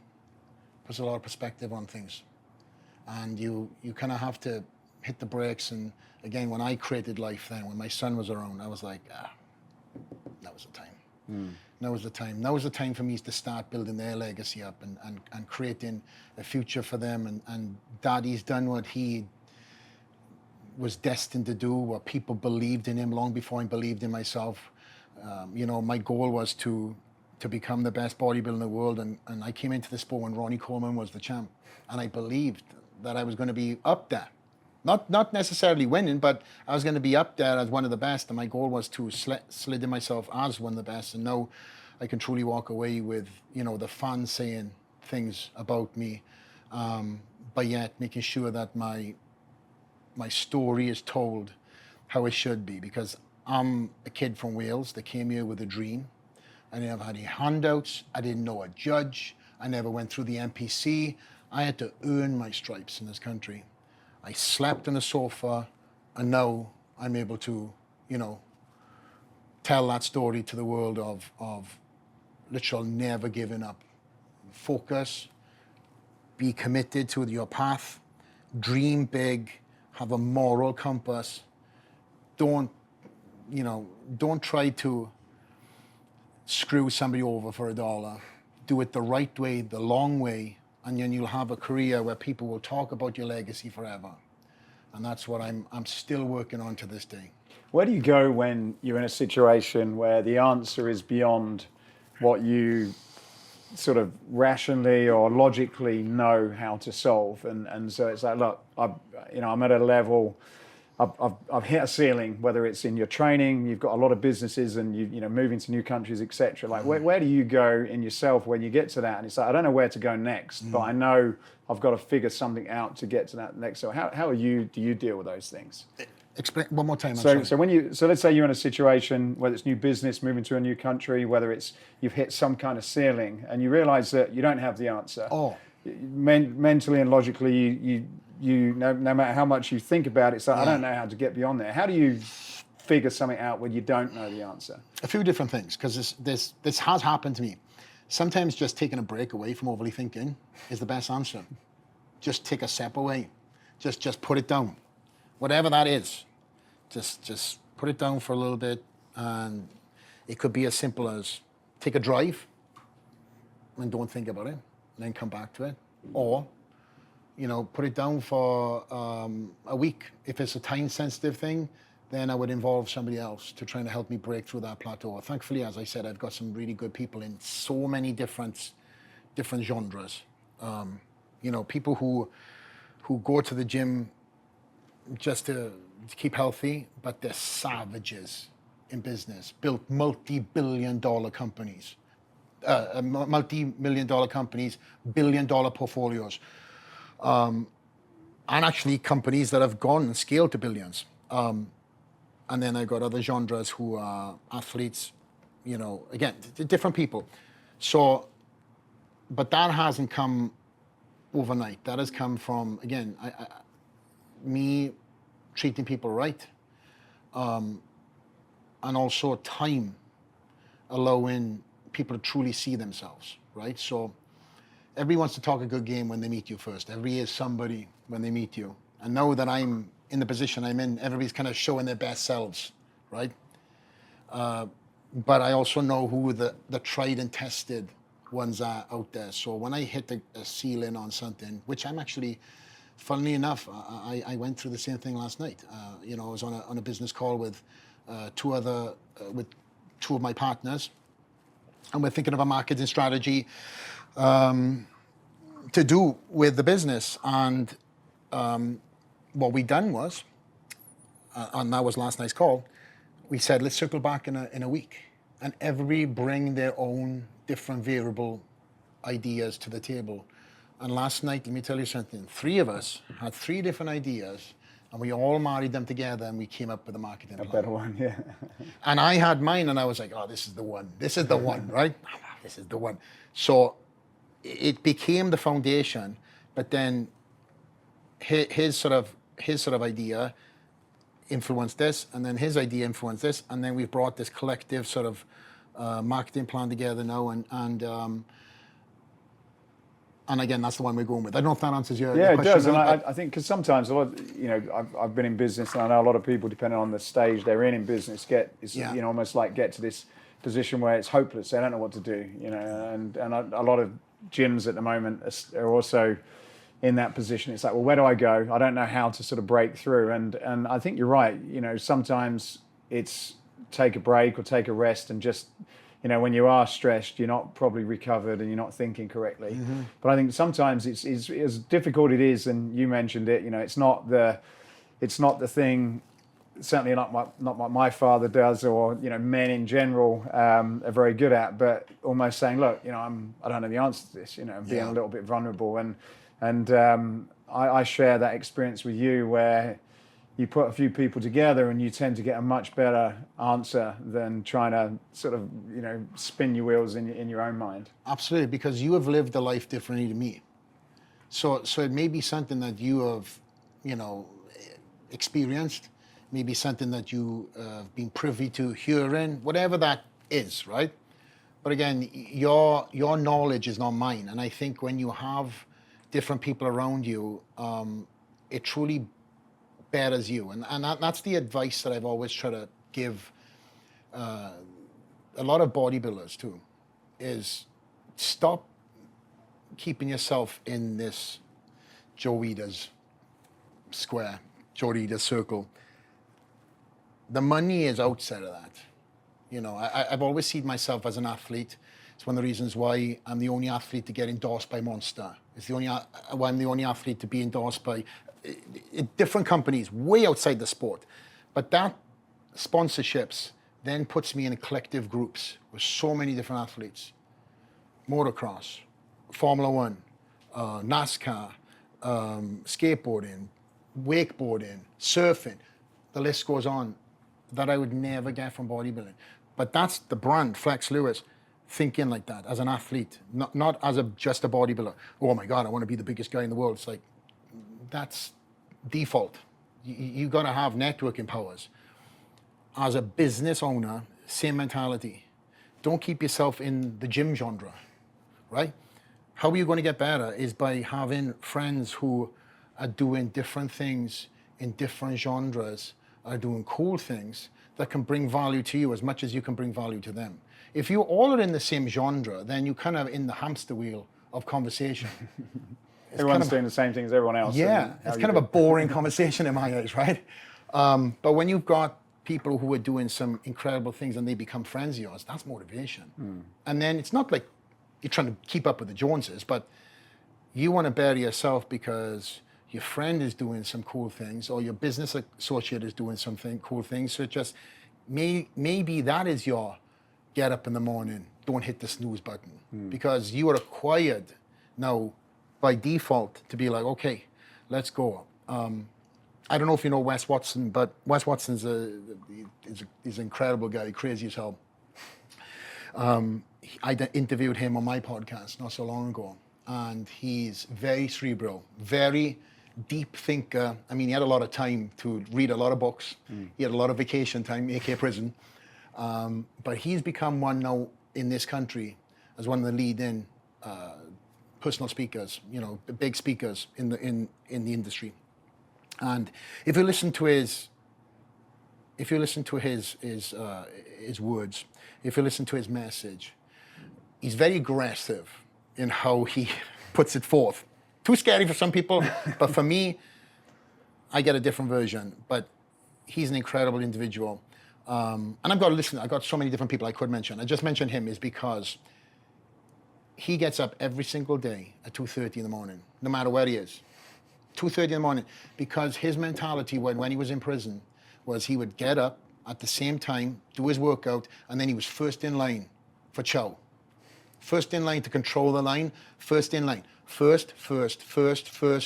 I won't be beaten, I'm first. That mentality now is every day with him. So when that alarm goes off, he's up. Like, I've texted him too. I'll be like, yo! He's like, been up 2 hours, bro, what are you talking about? I'll text him if I'm on the East Coast. Yo! He lift me back straight away. Listen, as much as people want to say that there's no way he gets every time I've tested him, he's up. Every time he's doing his thing, he posts his story every day. And you can say, oh, well, he might have, when you're getting up at the dawn, you can see, he's in Miami right now. He's posting in Miami. He's in California last week. There's a certain color to the sky that you know you get at that time of the morning. And it's not easy to do that when you're changing time zones. Not easy, but again, my point of bringing that up is that's his non-compromise to himself. Yeah. No matter where I'm at, he goes, I've been gifted with an ability now to do what I'm doing, and I have to be committed to this lifestyle that I'm preaching. And after I spoke with him twice, and then I had him on the podcast, and I was thinking to myself, man, I'm not getting up at 2:30 in the morning, but I will start getting up at 4. And that, actually it started at 5, because a bit of a shock for me. I'm a night owl. I get up very productive. When everybody's gone to bed, my wife's sleeping, the kids are sleeping, I am running and gunning. But what I found was there was a lot of procrastination in and around me being up that late. Yeah, I'm the same. I'm stuck on Instagram, and I don't mean to do it, but I'm like, okay. And I'm like, oh shit, I gotta go to bed. When you get up in the morning, I know I have this window. I have to get everything done before my boy wakes up at 6, and my daughter wakes up as well. So that's my quiet time. I get up. My wife now is on the same plan as me, you know, and she's always been an early riser, but now I was beating her to the punch. Now she's kind of like, who's getting up fastest? I think putting those things in, you know, whether it helps or not, I think having that discipline to do things that are difficult, a little bit like the training, like I've not, you know, I don't need to train, but bodybuilding and that weightlifting for me is that thing that centers me with everything in life, you know, whether it's a good day, whether it's a bad day, whether I'm traveling, whether I've, you know, had a good diet or bad diet. Like for me, that kind of just brings my life back into order. If I don't have that, it seems to just, I almost like I just lose control of things. You know, it's very easy to get away. And I'm like you, I can be super focused, but I can also be distracted. And just getting in there, I don't know, it just seems to focus my thoughts. It just puts everything else into balance. And that's probably why I've been doing it since I've been 15 and still do it to this day. It's a massive part of your life. We spoke off camera because you competed as a junior, as as did I, right? So we both have that connection. But there's something that you've carried throughout your life, and that is, you know, you, regardless of the businesses and all your successes and everything that you've incredibly created, you still go back to that 20-year-old boy that was training for his show, because that in you has been the foundation truly to everything you succeed in a sense, right? Because it's something that's aligned you. It's reminded you to your humble beginnings. And I remember going to the gym with my eyes closed so vividly. Remember playing rugby games, mud on my knees. I would leave the rugby field, drive to the local gym. The gym owner was pissed because I had mud on my knees and everything else. I'd be doing standing calf raises because I wanted big calves, right? And they were big then, but I made them bigger. And I would do legs, and I would kill myself because on the rugby field, I didn't touch the ball. As the wing, we never had the ball. I maybe scored if it was a good day, but I still went to the gym because I found that the love I had for the gym, there was nothing like it on this earth. The moment I walked in there, it was me against the weights, me versus me. There was nobody there that I stood next to that could make me great, like on a rugby field. Nobody that passed me the ball to score, or I had to stand there in freezing rain being in Wales. It was me in the gym. If I wanted to kick my own ass, I had to do it, you know? Yeah. So them days are still fresh in me. And I also remember what it was like to have that love, that passion, and not know that I could make money from this. Well, yeah, yeah. So then it went full circle where I was like, I can get paid, train? Yeah, in a sense, you know, from competing, but still it was like, wow. So I played very high level rugby. I run for my country. I'd done a lot of different sports, and I excelled in them. I could have chose very different paths. I had scholarships to go and play for rugby, Harlequins, and I stayed local. We ended up winning the British colleges rugby cup. Some of these guys went on to play for Wales, still do, coaching for Wales as well. And they followed my career just as much as I followed their career. And I had the nickname Flex since 6 years old, and they will tell me, along with my mother and everybody else, that I was destined to be a bodybuilder. And obviously, you know, when I ended up coming out here and doing a lot of different things, and then doing stuff on TV, and it gets back home in the UK, there's been, like I said, the support and everything else has been tremendous. But, you know, the humble beginnings, the humble roots, the passion and the love that I felt in the gym, that's what I had to keep nurtured. That's what I had to keep as my center point. Because to your question there was one point where I fell out of it, and then I had to realize why. And when I discovered the why, it just disappeared within a couple of days, and I was back to feeling that love again for what I came to this country from. And I think what that was, I put so much pressure on myself to succeed, put so much pressure on myself to be number one, that year off allowed me to put that, you know, that timber on my frame, fall in love with the process again, as opposed to being pushed by sponsors, because the sponsors here were putting a lot of pressure on me, and truly do it for me, because I came to this country for me to be the best, not for me to be the best for a company.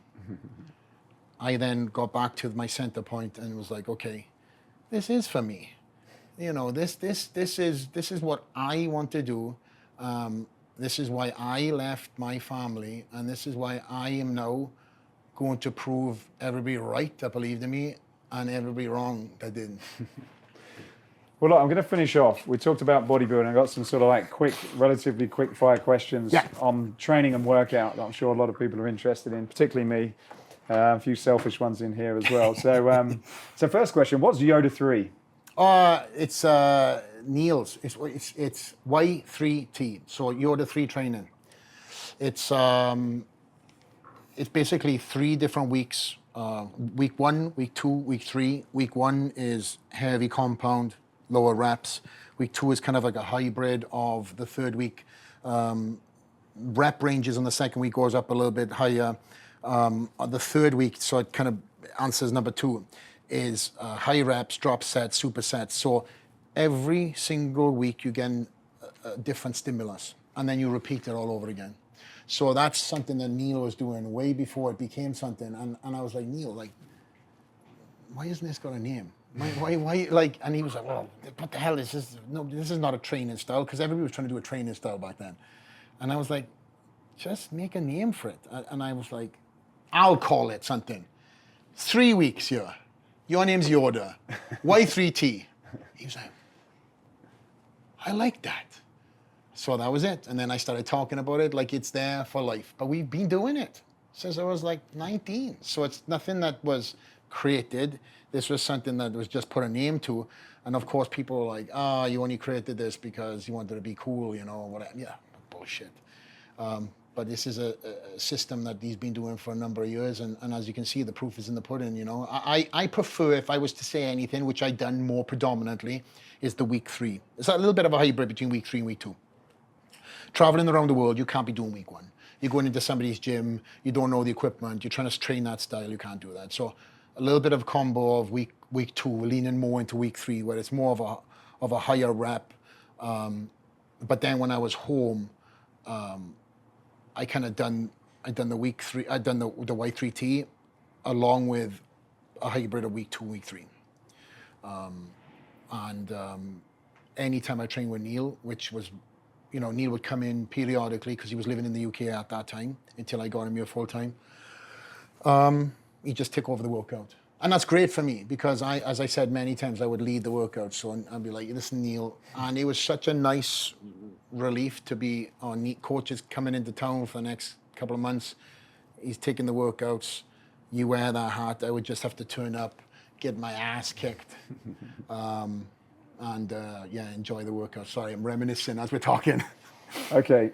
Quick fire, these are supposed to be. Sorry, man. Yeah, I'll do it. I'll improve. In general, off season, where you are now, light versus heavy. 260 off season. Lightest I've ever been is no. Right. And in terms, sorry, I should have put that differently. In terms of weight, like when you're training, like heavy weight, low rep. I think I meant physical weight. Well, the biggest I've ever been was 260, which is huge for me. Yeah. But in terms of throwing on a weight, I did love throwing on heavy weight. The strongest I've ever been was training with Dallas, which is arguably one of the strongest bodybuilders ever to be on this earth. The guy was pound for pound, incredibly strong. Massive detriment for me to making my 212 weight because the weight was going up and my body mass was going up too. So I kind of had to change that training style. Right. Fast versus slow in terms of when you're exercising reps, you're slow.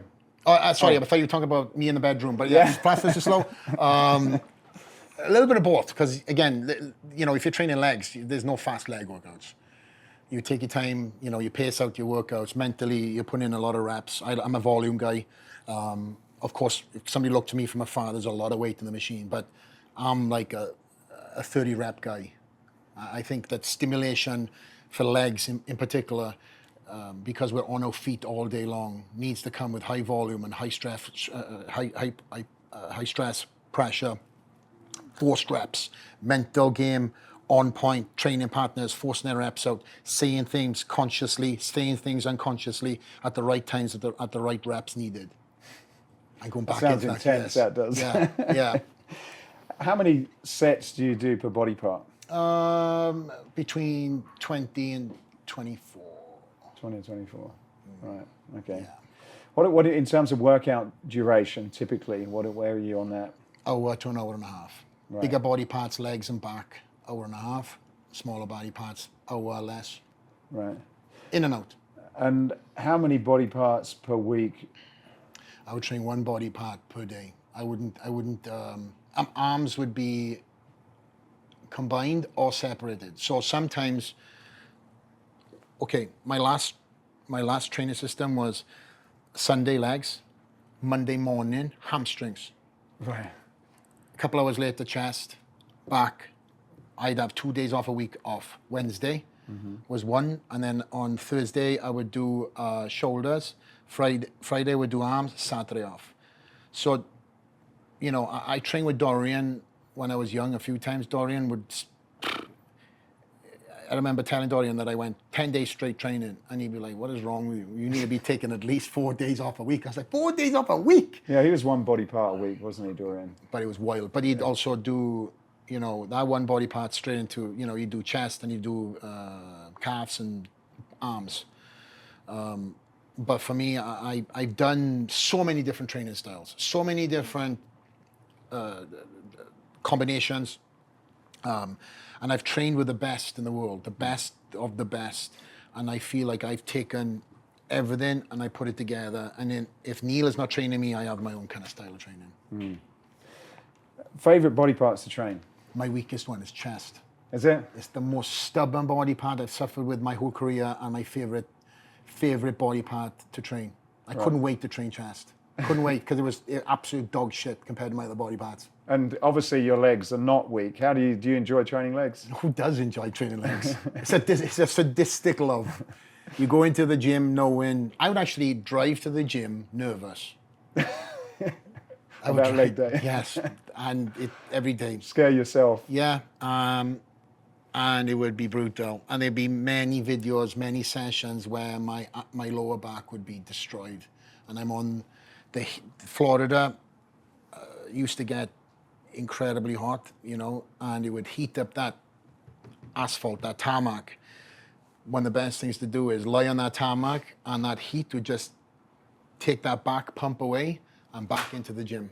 So I would say my leg days were absolutely brutal. I paid the price for it. I brought in the training partners who were known for having some of the best developed legs and some of the strongest guys. But then again, so it just makes that mentality sharpened. You know, I didn't want to show weakness in front of these younger guys. Again, they're going in, they're like, put another plate on. I was like, put 2 on for me. Let's go. What's your favorite exercise or exercise machine? Anything Arsenal strength. Anything else? That's a good answer.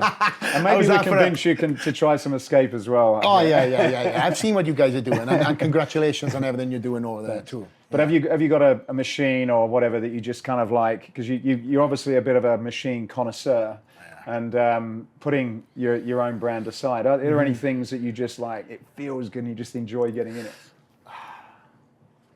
I don't put stock into one particular of anything. I'll be honest with you. There's one of the reasons why I have so many different pieces and have had so many different brands of old is because I fall in love with different pieces and I want others to try them pieces. So one of the reasons why I mentioned Arsenal Strength is because it's made by athletes for athletes. So the whole gym, you know, I would say 90% of the gym is Arsenal Strength, and I truly enjoy seeing athletes get on their pieces and kicking their own ass. But there's not one single piece I go, man, I want to train on that every single session. I think what happens is if you develop that habit, it's a bad habit to have, and then you start making that exercise easier for yourself when you should miss that exercise to go back to it. There's a couple of exercises that I would love to do every week, but I stay away from them to recircle back. It's kind of like being away from your wife, you know, right? That's a good way of putting it, but I know what you mean. you stay away from your wife or you go away on a business trip, or you do a speak, or you do some business endeavors, and you come back and you see your wife for the first time, and it's like, I missed you. That's my gym equipment experience. Every time I go to the gym or I travel around the world, every time I come back, I'm like, I asked someone about, what are good habits to put in your life, and they said to me, which always stuck, it's like, you don't want any good habits in your life because habits mean that you're unconscious. So you want to make sure everything you do is conscious, so you're present, and that kind of got me thinking a little about it differently. Yeah, that is a good one. That's a mental gem for today. So diet, meat, fish, plant-based. Have you got any preferences there? And I'm talking non-competition. Right now, vegan. I have right now a design diet that has nothing to do with anybody. Nobody has told me to do this. This is just how I am and how I function. And it gets the best out of me being, a retired bodybuilder and business guy. So I get up in the morning, let's just say I'm up and moving and grooving at 4:30. I do my cardio. I won't eat my first meal until about 9. And that first meal is eggs, bacon, and olive oil. I don't have any carbs. I come to the gym. What I found of all, and just to answer why that question is, you know, that meal is catered like that. If I have carbs, I feel by the time I get to the gym and I start getting on calls and I'm trying to do things with my staff, I feel foggy. And I feel like I'm, mentally not there. So I don't get that way if I don't eat carbs. And normally in my second carb meal is around about 12 o'clock. In fact, it's sitting up there. Waiting to go. Yeah, ready to go. And I'll eat that. A couple hours later, I pick up my daughter, and just to tell the viewers, sorry, skipping over that part, but just to tell the viewers, that is a mega fit meal who I have a great relationship with. For my lunch. Yeah, they are a company that has been with me, kind of a sponsor plug here, but they've been with me throughout my Olympia career. Incredible company, self-made, great guys, love the business model, love the mentality. I linked up with these, like I said, on the very early stage of growth, and now they're one of the, if not the biggest company in the fitness space because they do it right. They do it right, and I also have a signature line through them. Yeah, I saw that in the fridge. You've got certain recipes. Flex Lewis signature meals. That is actually one of my favorite. I consume that too much. I need it's a salmon. That is a habit. Yeah. I have so brain trained, but right up there, just to let the viewers know, I've probably got about a cup, a little over a cup, with some steak and some asparagus. I then have 3 hours later, 4 hours later, salmon. So I have a wide diverse of meats and different protein sources. And then before bed, I have the same meal as what I woke up on. So I try not to go to bed with carbs. I sleep a lot better. I mean, I'm 60 pounds lighter than what I was. So of course that helps too. But there's the methodology behind me doing this. And, I've been able to drop weight just by doing that. And right now, I can't get any smaller on the diet I'm on right now. I'd have to starve myself. And I'm looking across him, and he's huge. I'm not huge. I used to be. I'm humble enough to recognize that. But the diet element of things, I eat very clean. The bacon is what it is. But it's, very lean cut bacon.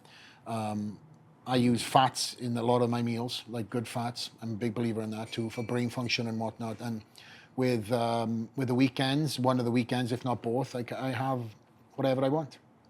Not all throughout the weekends. I mean, I still have structure. I still wake up with the same breakfast, and I still go to bed with the same meal. But throughout the day, if I want something, and to be honest, when it comes to the time, I used to do this with bodybuilding too. I'd have a cheat day, cheat meal. I talk myself out of it. I come to the day, and in the end, this became such an issue between me and my coach that my wife literally had to film me eat my cheat meals, because I would look forward to it all week, and then come the day that I was going to cheat, which is it aids significantly in the process of weight loss. It's also something mentally you can look forward to. I would talk myself out of it because I don't need it. And I would say, what is wrong with you? Like, you can have anything you want, and you don't want to know. It's like, maybe we'll have sushi, salmon and rice. Like, I don't like pizza. I don't like none of that stuff. That's good. Sometimes I feel if I ever have that, I feel worse anyway. So it's like actually. And with my GI issues, that's kind of what I was setting myself up for. So I'm glad you mentioned that. The GI issues really were a detriment to me throughout my career. So even if I had that cheat meal, I was paying for it that night. So sometimes it was best not to have it, or what I ended up doing was cheating on the same foods I would kind of eat, just more of them. Lunatic. But the weekends now are kind of time with the family, and it's now that I've been able to reset my gut issues, and I had to stop eating the frequencies and the portions that I was eating. I mean, I was eating 7 to 8 meals a day, 10 to 12 ounces of meat per meal. And in some cases, some days I was eating in the upwards of 800 grams of carbs alone. It's a lot of food. Yeah. And I was lean. I had to eat more, and I couldn't physically eat. In the end, I was blending 3 of my meals a day, which is chicken breast and rice, which Neil couldn't stand. But anything to get it in, I had to mentally tell myself that was soup. Otherwise, you're thinking that's blended chicken breast and rice, right? It's disgusting. But again, it's a mentality thing, so sorry. Alcohol, is that anything, do you drink alcohol? I'm Welsh, mate. What's wrong with you? Come on. I like a good old-fashioned, smoked old-fashioned. You got one of those little smokers at home, have you? My friend's got one of the best restaurants here in town, and it's called Barry's, and we go there and they put it all on, you know, they do it right. So I kind of will only wait to go and have it done there. But outside of that, I mean, not really. No, I mean, I drunk a lot when I played rugby. I've seen the inside of many toilet doors when I played rugby. I've seen the inside of a lot of different bedrooms I didn't want to wake up into. So I was a winger that really knew how to go hard, and I enjoyed myself enough to say, okay, now I'm bodybuilding. I started very young. I mean, you know, in the UK, the drinking age is 18, you start at 15, right? Yeah. And when you play rugby, it's kind of a part of the game, it's part of the culture. So I was able to, you know, get away with it there. And by the time that I became 18 and legal enough to drink, I was like, yeah. I'm over it. I'm over it. I'm over it. And as the years have gone on, I've kind of, less and less. Right.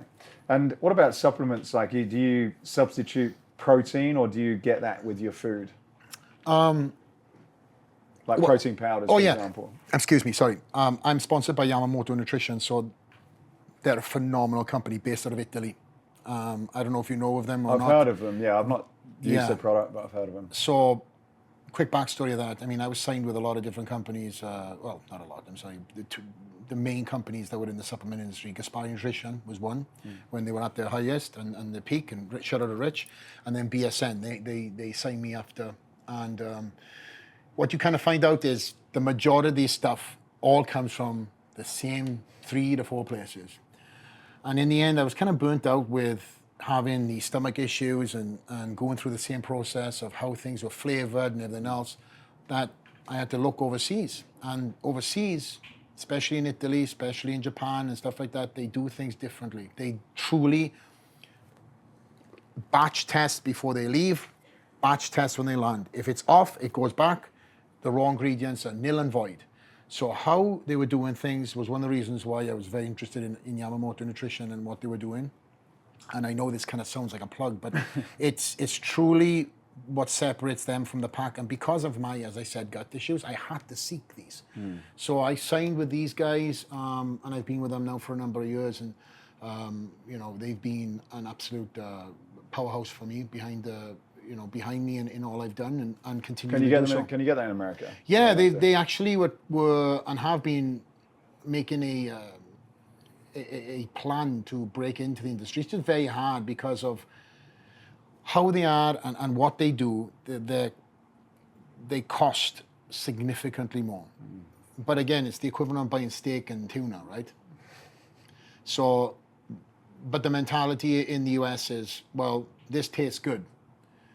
It must be good, right? So when you have a product that is not designed around taste, it's designed around what it should be doing, and digestibility and everything else that goes alongside it, you know, it's more knowledge and power. So that's where they're at right now. They're designing a more of a strategy of marketing to education, and they've got a lot of athletes. In fact, they've got the best athletes in the world signed with them. They got Regan Grimes, Brandon Hendrickson, they got Neil Hill, they got myself, they got Rolly Winkler, they've got so many more athletes, like a massive rostrum of athletes, and they're doing it.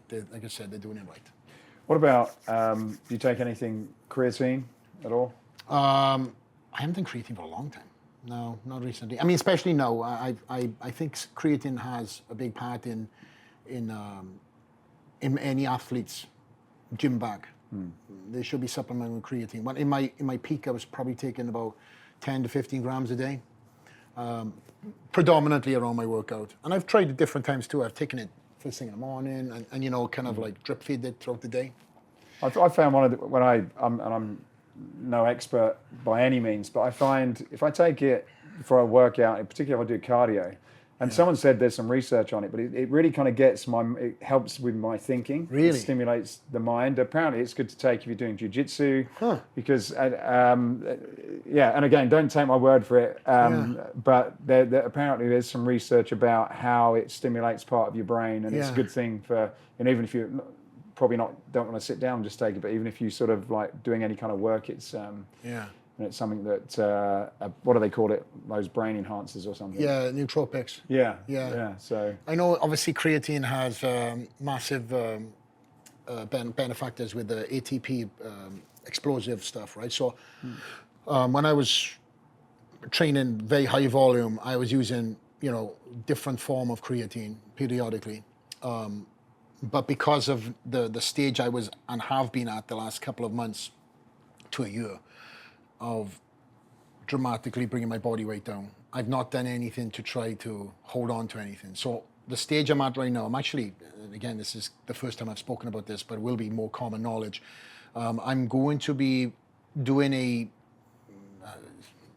fit for 40, not the word, not the theme I'm going to be calling it, but I'm turning 40 in November.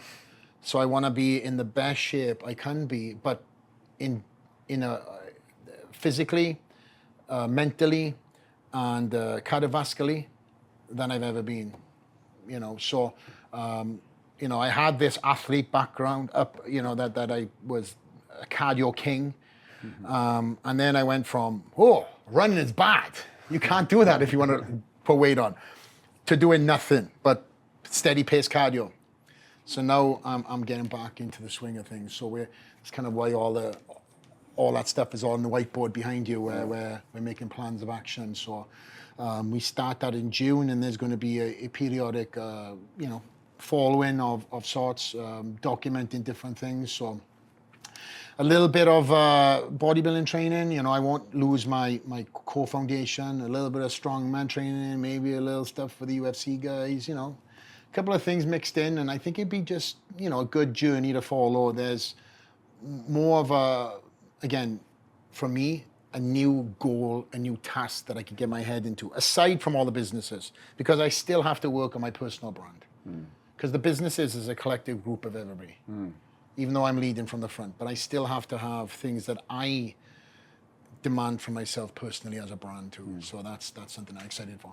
And what about recovery? Is there anything, I guess, it's a word that's discussed a lot, and there's many different things around it, but what do you find is good to help you recover? Do you have certain like sleep rituals or anything like that to make sure you sort of get recover, don't get injured or anything like that? Yeah, I mean, I kind of started focusing on recovery way after I got injured. I came, like I said, to the country. I didn't have a pot to piss in. I didn't have no money to put into anything but the sport. And what I was putting into the sport was tuna and rice and 3 tubs of protein, whoever would give me something at that time. And as the years have gone on, and also, going back to what I was saying, surrounding myself with certain athletes, you hear that the investment that they put into to themselves in recovery is, incredible. You hear about LeBron James spending an ungodly amount on different therapists. And when you hear that, you think to myself, wow, that guy's the best in the world. He trains every day as if it's kind of his rookie season. And he's now surrounded himself with the best therapists, the best mental coaches, the best of the best. But he's paying for it. When I was, broke, I had a lot of people that genuinely offered their services to me. And then when I made money, they were the first people to get paid. And they've been a traveling circus with me. So when I moved from Tennessee to Florida, they came. When I moved to Florida to Vegas, they came. So I have a lot of people who still are in and around me. Some people have gone, over the years, but doesn't mean to say that I'm not friends with them. But the ones that have stayed in and around me all benefit from that element. And recovery was something that I really started putting more and more into. For the Olympia preps, I got 2 torn shoulders, I got micro tears in different parts of the body. I was having physical therapy 5 times a week. Wasn't shooting none of it, wasn't talking about it. Didn't need anybody to know about it, didn't need a judge to be like, yeah, I could see them tears. Nothing was known. I only started speaking about it after the fact, when I've retired. But recovery for me, I was in excruciating pain. I couldn't sleep at night, and then I started looking into different things. I invested into a bed, one of these systematic beds. I also sleep to this day, which is kind of a tip for the viewers watching. If anybody has a shoulder pain, I bought, or shall I say, when my wife was pregnant, a pregnancy pillow. One of these big U. Where you put your arm in it? Is that? No, it's the big U shape one. Oh, okay, I'm not seeing that. So I sleep in this pillow like this. On your back? On my back. Oh, right. On Do my you snore? No, I don't. Now I've lost 60 pounds. I sleep in this pillow like this, and I'm kind of cocooned in. Because when I was in prep, I was a very restless sleeper. I mean, you're talking about metabolism, you're talking about night sweats, you're talking about all that thing that comes with being part of a bodybuilder stroke athlete. That metabolism is flying. You'd wake up in the middle of the night hungry, soaking wet, just for no reason. You've just started sweating in your sleep. And now, obviously, I don't get none of that, but I still have the mentality of recovery in my head. So right now, I've got things like cold plunge in my house. I've got a sauna that's coming. It's on the way. And this is all kind of the things that I'm going to be talking about in this next chapter, in this next journey, is showing that, that the recovery element of things is just as important as the physicality that you put in. Because you can't grow unless you recover. And I've said this to so many young guys. You grow the 23 hours you're out of the gym, not the hour you're in the gym. As long as you put that work in, recover. Don't be fucking around. Don't be staying up late. Don't be missing meals. It's very easy when you get down to bare essentials. Bodybuilding is bare basics. Eat, sleep, train, repeat. That's it. That's all you need to do. And a lot of people fuck that up. I don't know how. It's just easy. So keep consistent with your goals. Keep consistent with your plan of action, and dream big. If you want to be a champion, then you've got to believe in yourself before anybody else does. And it took me a while to believe in myself. But when I believed in myself, let me tell you something, I had booster rockets on my back, and I was like, okay, now I see what I need to do, but not just for me, but for the people who believe in me too.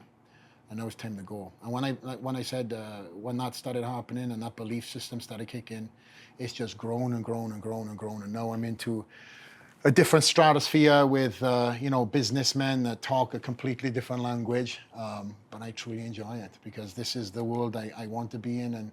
And I'm marrying bodybuilding and business together at the Dragons Lair. So my last question then. Escape Your Limits is about escaping what you've believed is impossible and gone on to make possible. Outside of what we've spoke about, what would be one of your most memorable examples of escaping your personal limits? Ooh. Give me the question one more time. I know what you said, but now I'm stalling. So escaping your limits is about escaping what you've mentally believed is impossible and gone on to make possible. What would you say, outside of the examples that we talked about here today, what would be one of your most memorable examples of escaping your own limits or your own personal limits? Oh my gosh, that's the first question you've sidelined me on. There's been so many. I'm trying to give you one that really hits home, but I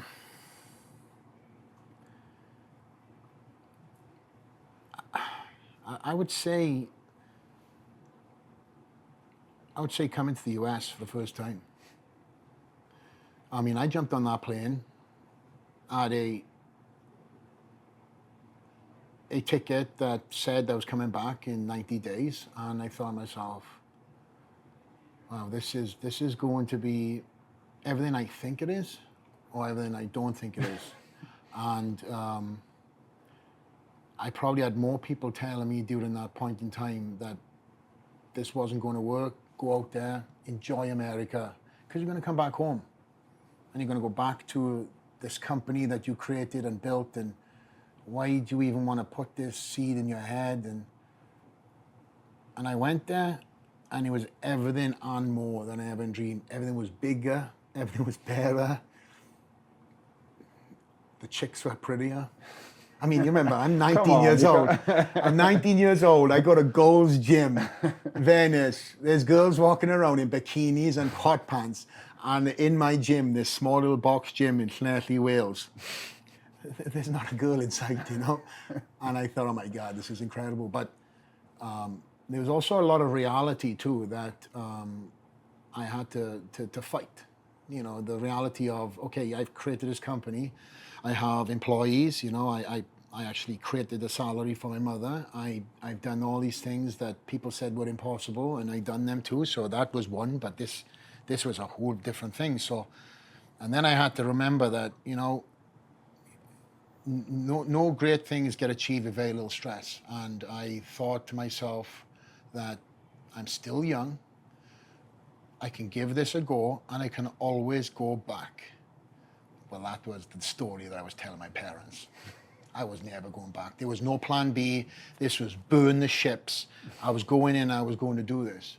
And, you know, I look back, I think to myself, and I've done this many times, I got the goosebumps again. I think that kid, because that's not me right now. This kid, this 19-year-old kid, he had some balls. He had some balls. And this is not me giving myself props, because I'm a different man right now, that I couldn't do that. I couldn't go to, let's just say, Australia and try and start all over again and leave my family and what I've created here. It's just a different mentality. But at that point in time, I knew in my heart of hearts, this was everything I needed to do. And I wasn't going to fail. And every time I had a small piece of positivity, it outweighed every other shit that was going wrong. And when I tell you, so many things were going wrong. I didn't have money. I was on a 90-day visa. I had, you know, it was just so many different things. But then I might have met a photographer that took a photo of me, right? And then 3 months later, this little article was in Flex magazine. Look at this. Yes. Just a little bit of hope to keep things going. How long did it last before you felt that you actually was like, okay, I'm going to get through this, from, you know, what you obviously didn't know you were going to get through? I'm going to tell you this. I probably haven't said this much, but I was on my last, it was under $50. It was probably like $20-something. And I had a phone from a friend that I was using that I was soon to give back, because it was one of these pay phones, and I was texting to many people in the UK. And I get this number that pops up, a 310 number, which is California. I answer it, and RIP, but it was Peter McGough, who is the editor-in-chief of Flex magazine. And he said to me, he's like, hey Flex, you got time to speak? I was like, oh yeah. How are you doing, Peter? And he's also English. He said to me, hey, so listen, we here at Flex magazine would love to bring you on as a sponsored athlete. And I'm like, excuse me?